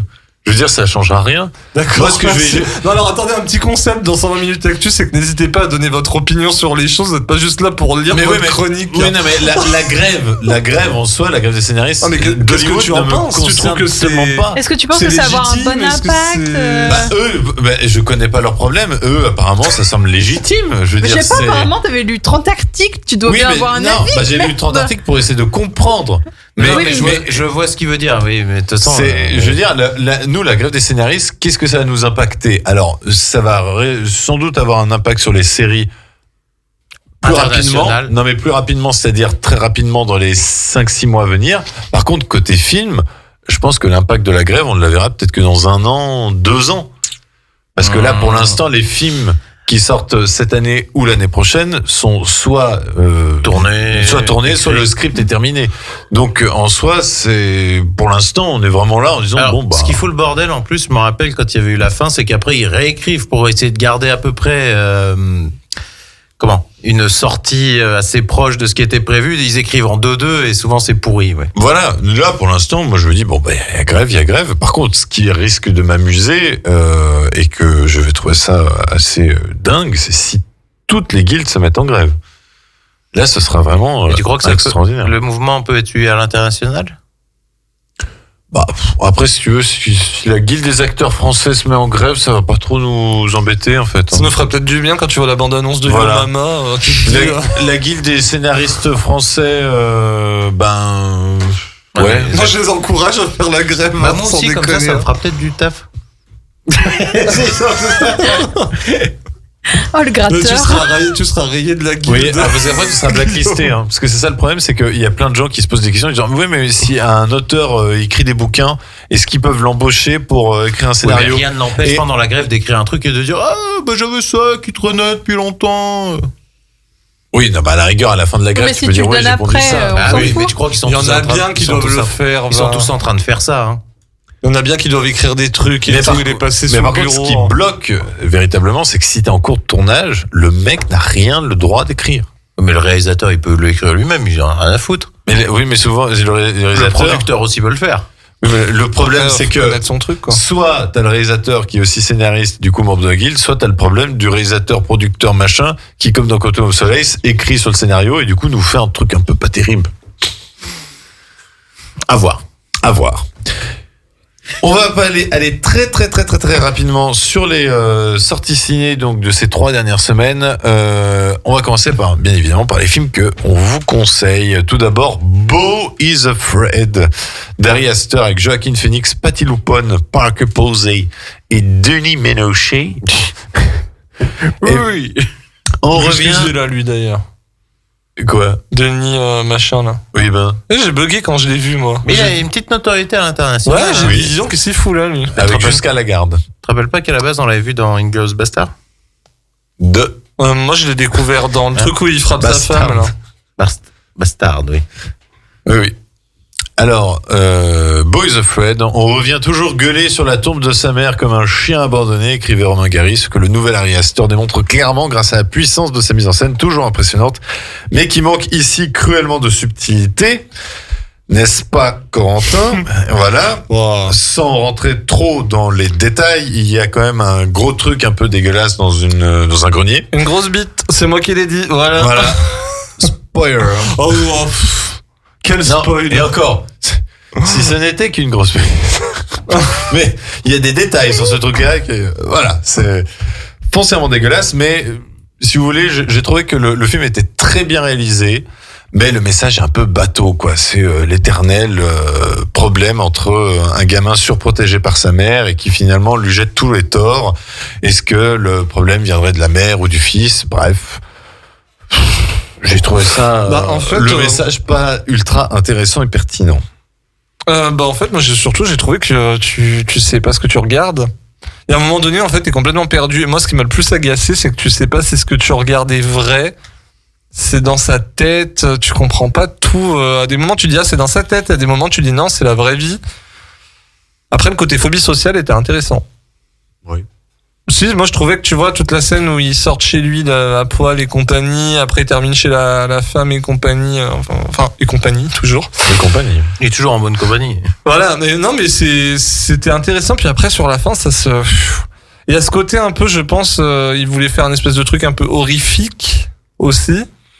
Sauf que ça marche pas comme un Hérédité ou comme un Midsommar, et encore c'était bien plus terrifiant. C'est plus un film d'ambiance que des films d'horreur. Je pense que c'est plus psychologique. Franchement, là, il est classé comédie d'horreur, hein, si je dis pas de conneries, comédie horrifique. En horreur, là, je vois pas du tout. Ouais. Ouais, aussi, il y a un truc qui m'a fait peur. Mais Une fameuse bite. Voilà. Une bite dans un placard. Non, mais avec un visage surtout. Ah bon? Mais quelle horreur.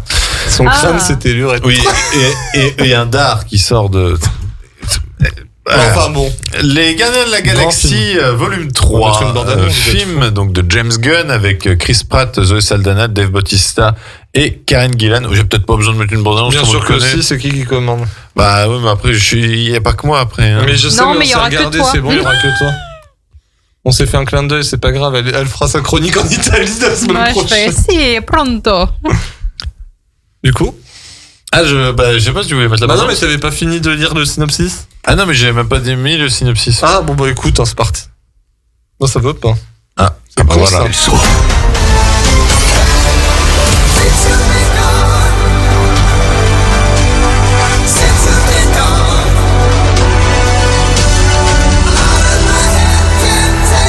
Je veux que vous sachiez tous que je suis honoré de me battre aux côtés de mes amis. Incinérez-les.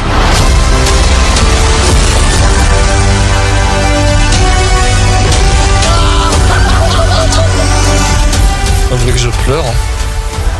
Même si l'humour sale gosse de son réalisateur est parfois lourd, son amour pour ses personnages est véritablement communicatif et on ne retient de cette conclusion de trilogie que l'émotion et l'épique grandiose, ainsi que sa direction artistique originale.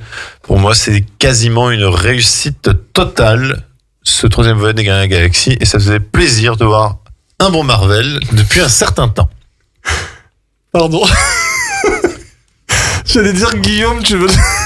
Quoi? Tu veux donner ton avis, puis il est comme ça avec son style. Mais j'écoute. Mais je pensais que tu voulais réagir. Non, mais vas-y, en premier, je te laisse la parole. Non, mais ça m'a fait rire comme t'étais. On aurait dit que t'étais absent. Non, j'étais là. Alors, je trouvais ça assez sympathique. Je trouvais quand même que le scénario n'avait pas bien de but, mais après, peut-être que on n'a pas à chaque fois besoin de faire avancer l'histoire de la saga de l'univers, enfin de la saga du multivers. Moi, ça me dérange pas quand ça me dérange pas non ça plus. tient debout. Les meilleures scènes pour moi, c'était tous les flashbacks de Raccoon. J'étais très touché, Oui. enfin, très très ému. L'humour fonctionnait bien, les VFX fonctionnaient bien. De là à dire c'est un grand film, je ne sais pas, c'est un bon film pour moi, un bon film du MCU, même si pour moi il n'égale pas. Pour moi, le top vraiment qu'on avait eu dernièrement, c'était Doctor Strange 2, qui pourtant fait partie de la piètre phase 4. Mais Doctor Strange 2, ouais, était vraiment impressionnant. Et celui-là, je le mets pas tout à fait au même niveau, mais en tout cas, il y a de l'émotion, il y a une bonne conclusion. Peut-être qu'il aurait pu aller un peu plus loin, James Gunn, sur certains trucs. Ou sur certains destins de personnages, je pense, mais l'histoire, enfin vraiment, si vous avez apprécié les Gardiens de la Galaxie 1 et 2, je vois pas comment on ne pouvait pas apprécier ce troisième volet. C'est vraiment la même veine, quasiment le même humour, avec peut-être un peu plus d'émotion. Petite déception quand même pour Adam Warlock. Alors je vois c'est c'est le seul truc que j'ai détesté du film. Ouais. C'est Adam Warlock où là Bah, j'ai véritablement ah non, je trouve nul. En fait, j'ai vraiment senti le truc de mince. J'ai fait une scène post générique dans le 2, faut quand même que je le cale parce que en vrai le film serait tout aussi bon si tu virais ce personnage. Ah oui, je suis con comme une bite, hein, on va se le dire. Là. Et encore un. En fait, c'est ça, c'est que tu dis dans Marvel, encore un héros con comme une bite. Ça commence à faire beaucoup, quoi. Ouais, c'est vrai.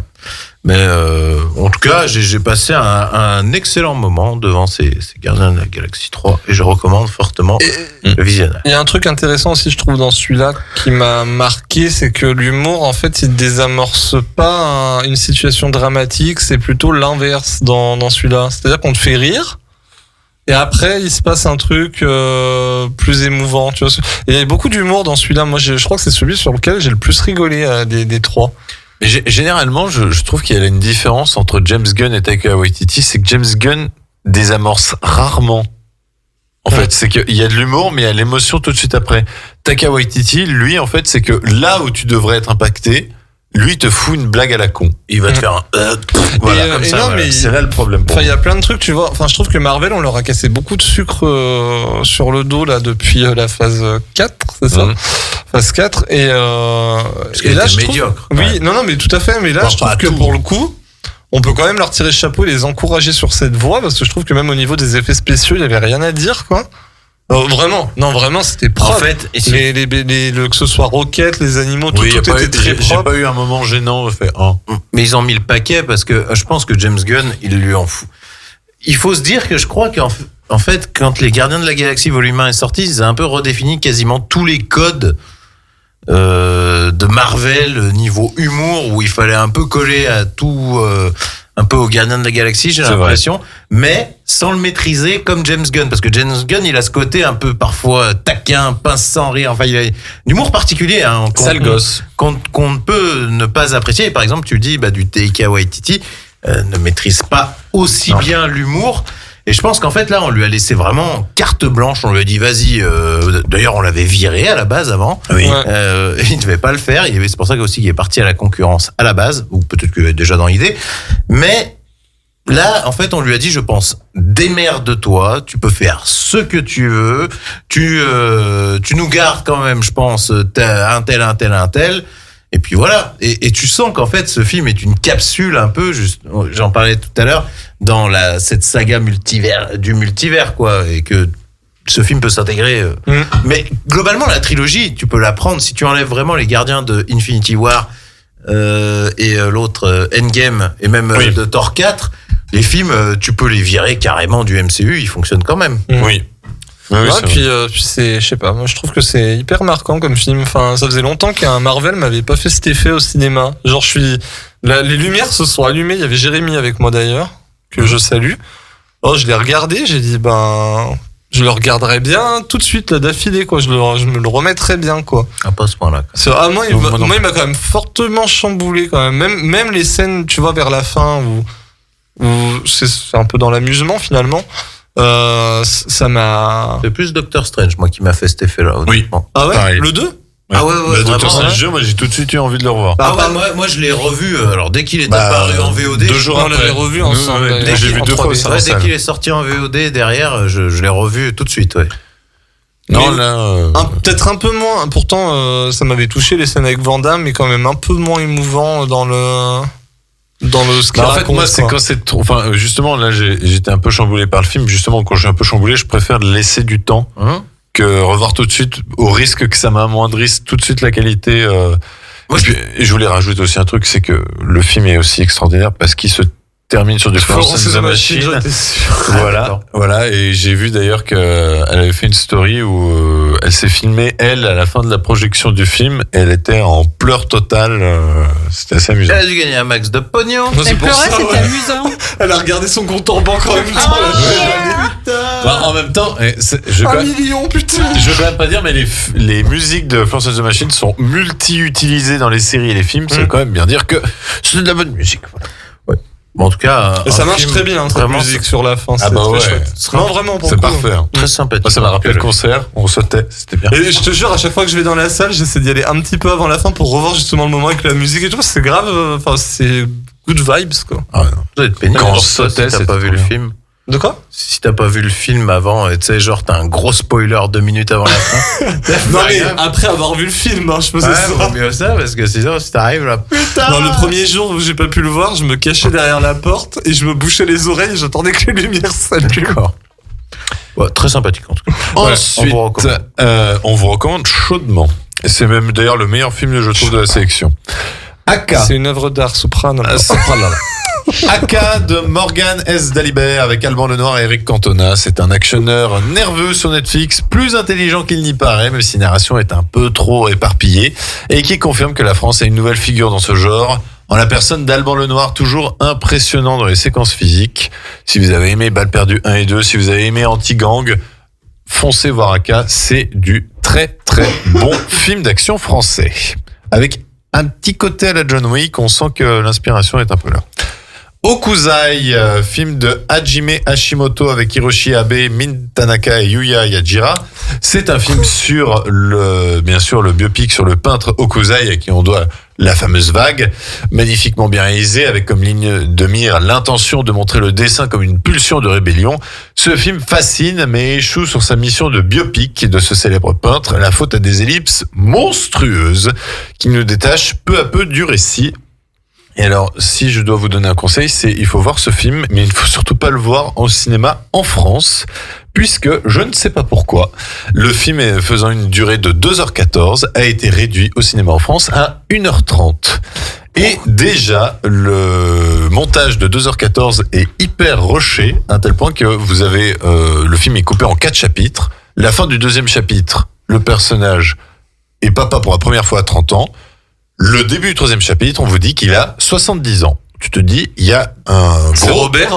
il y a- Robert De Niro. Il y a un gros trou, quoi. C'est rare que chez nous on coupe des films en plus. Et je comprends pas. Je comprends Je pas. savais même pas que ça se faisait. Hein. Si, ça se fait dans le monde entier, mais normalement c'est plus aux États-Unis, en Oui, Angleterre. généralement, nous, on a plus la version longue que Ah non, d'autres. en général, nous, Ouais. on est plus le pays à dire non, il faut pas couper un film. Et là, Bizarre, franchement, je n'ose même pas imaginer la qualité du montage de 1h30. Hein. C'est comme on ça avait dit. m'intrigue, putain, que C'est la France ait fait ça. impressionnant. Donc voilà, c'est un beau film, mais par contre, du coup, j'ai pas eu la sensation d'apprendre grand-chose sur le peintre, et c'est un peu dommage. Toi, t'as vu quelle version, t'as dit 2h14, la version japonaise. D'accord.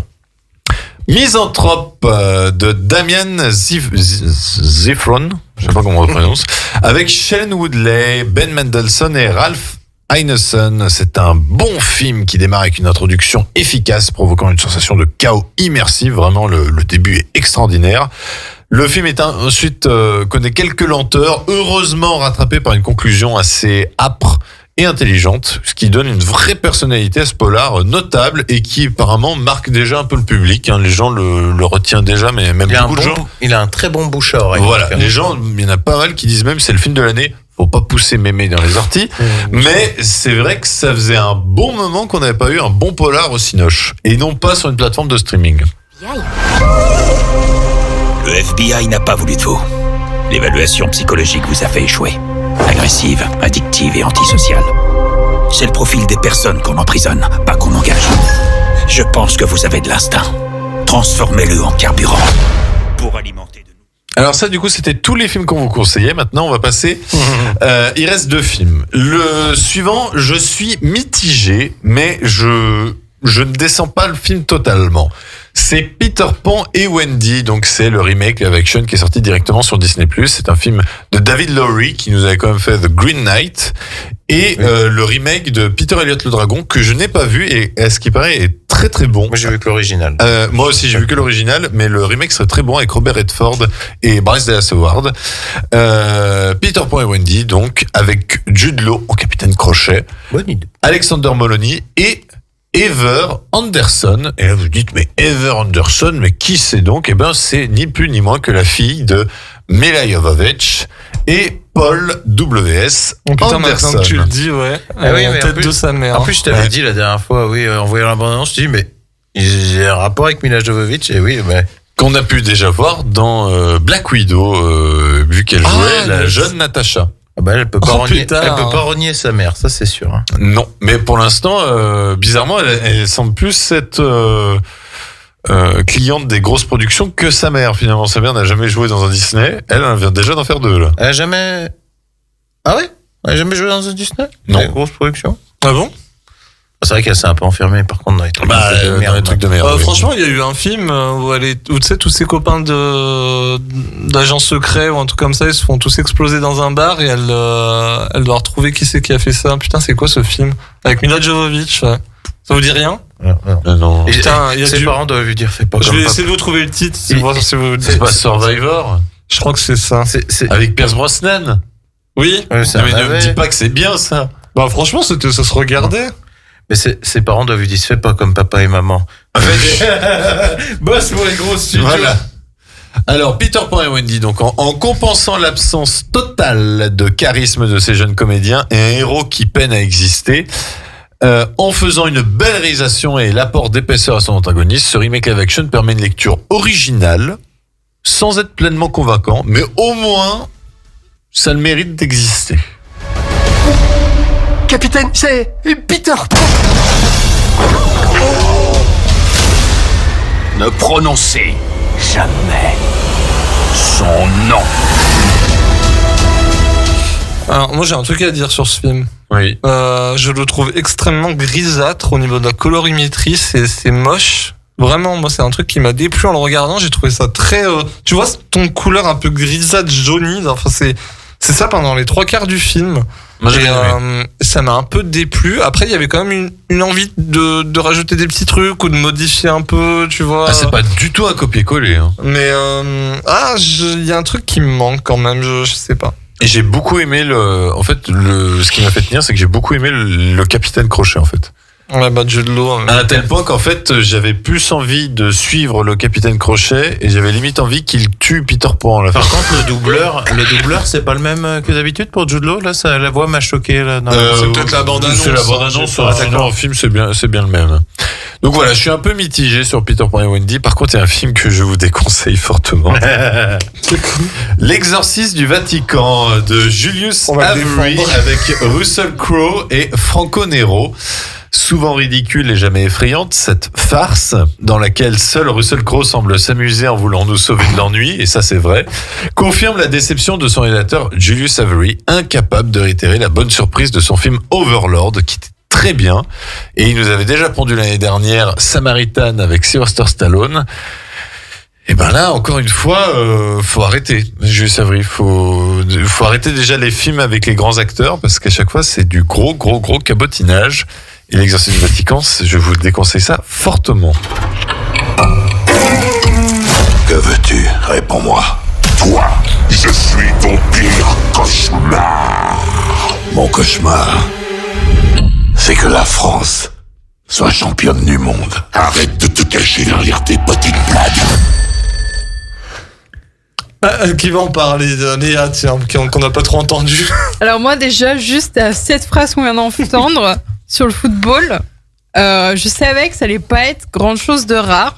Ouais. Et ça s'est confirmé quand on allait au cinéma. Alors, c'est vrai qu'avec Corentin, à un moment donné, on y a cru. On s'est dit, au final, est-ce que on n'est pas des mauvaises langues? Et qu'on était quand même à fond, tu vois.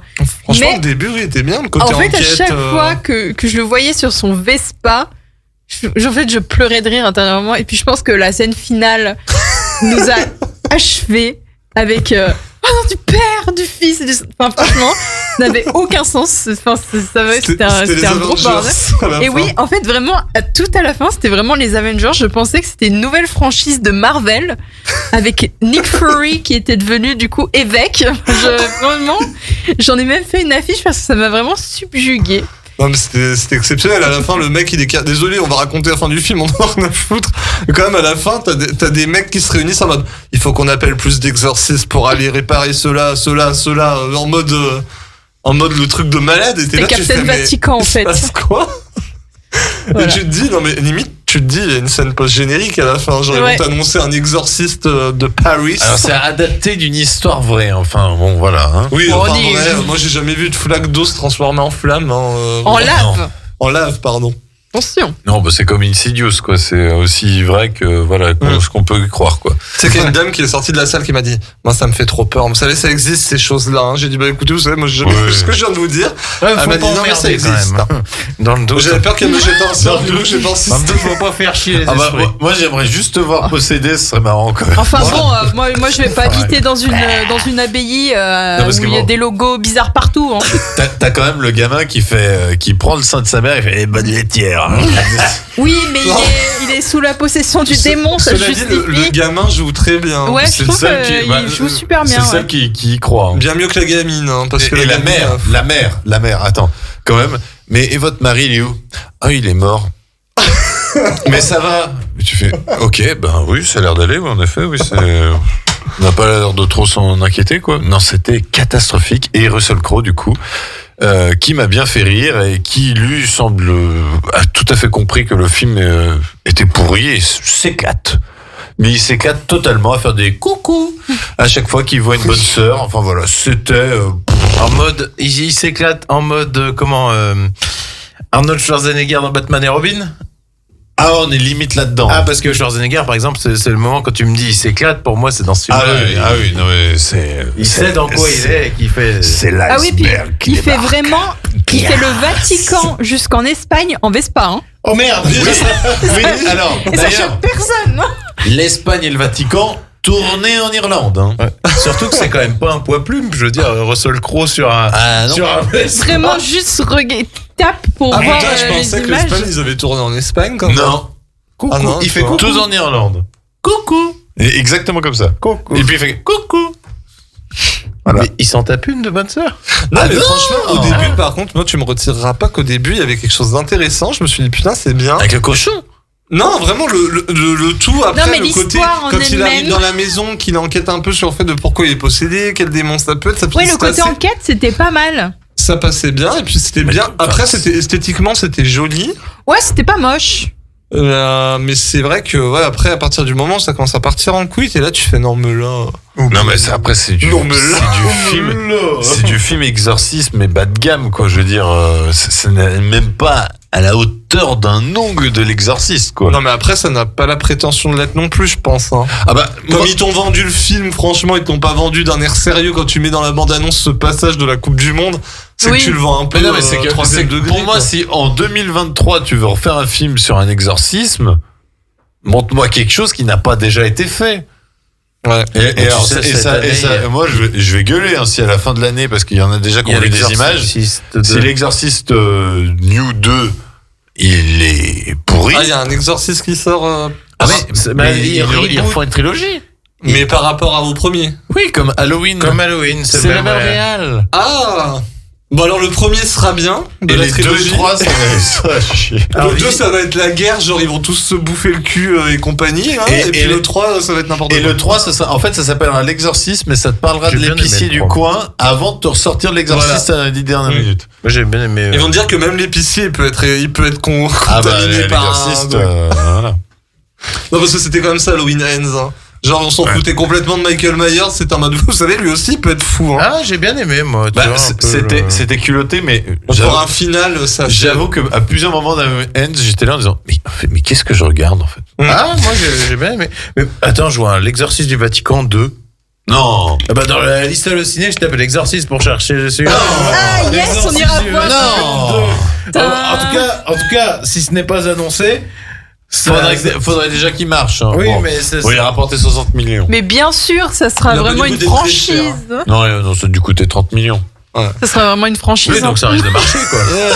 Fait chier. La semaine prochaine, je vous parlerai donc de Jeanne du Barry. Le film d'ouverture du Festival de Cannes avec Johnny Depp et Mai Wen. Je sais pas si tu pourras en parler la semaine prochaine. Hein. Va falloir négocier avec Alicia. Hein. Pourquoi? Je sais pas, elle veut faire son émission spéciale Japon. Moi, Ah non, mais je parlais des films japonais, mais aussi de ça. Je vais quand même vous parler de Fast and Furious 10. Ah bah oui, inévitablement. Et j'aimerais aussi un peu vous parler du film Air, réalisé par Ben Affleck, et du film The Mother, avec Jennifer Lopez, déjà disponible sur Netflix. Comme c'est amusant. Plutôt sympathique, mais oubliable. 2 films le même jour avec Affleck et Lopez. Ah, il y a de l'eau dans le gaz, hein. Non, c'est une faux, ça a été démenti. Ça a été ils se sont fait un mimi avant. Oui. Ah. En fait, c'est juste qu'ils disaient attends, je te reprends où? Je te reprends là, après je te viens te chercher, et voilà. Justement, bon, alors ça va. Alors. Et la semaine prochaine, nous n'aurons pas Léa, bien évidemment. Au pays des Pourquoi pâtes. bien évidemment? Bah, parce qu'il n'y a jamais tout le monde dans cette putain d'émission. C'est vrai que ça fait 1 an que c'est compliqué. Non, mais par contre, on aura peut-être un duplex à Cannes dans 15 jours. Certainement, mais on aura surtout en invité la Théothèque d'Aix-les-Bains parce qu'on aura une émission spéciale sur le thème du Japon. Donc on va parler notamment du thé en règle générale et on va parler de cinéma japonais et aussi du festival du Japon qu'il y aura aussi sur Aix-les-Bains la semaine prochaine. Enfin bref, ce sera tout Japon. Tiens, donc voilà. Je vais vous demander de faire des devoirs. Ah non. Non. Juste, trouvez-moi pour la semaine prochaine votre film japonais préféré. C'est bon. C'est déjà trouvé, moi. Non, je suis pas là, j'aurais sorti tous les Ghibli. De Jackie Chan. Bon bah le château, je fais en avance, ça serait le château dans le ciel. Je peux dire Parasite pour tricher, non c'est pas japonais. Non, c'est pas japonais, c'est coréen. Ah bah faut me préciser, moi j'arrive pas. Bah je vais te dire japonais, mais je sais pas quand c'est japonais. Bah tu tapes sur internet. Asiatique. T'as une semaine pour chercher. Mais non, mais je suis désolé. Dis mon voisin Totoro, ça sera très bien. Très bien, je fais ça. Tu sais déjà, moi. Un film de Nagisa aussi. C'est exactement le mien aussi. Bon, sur ces notes de Journey, on se laisse ce soir. Passez tous une excellente soirée. On se retrouve la semaine prochaine, 20h30, 22h30 sur radiograndlac.com, le 92.fm. Et demain à 10h, vous retrouverez l'accordéon C'est ma passion avec notre ami Jean-Pierre. Bonne soirée à tous sur les ondes de Radio Grand Lac.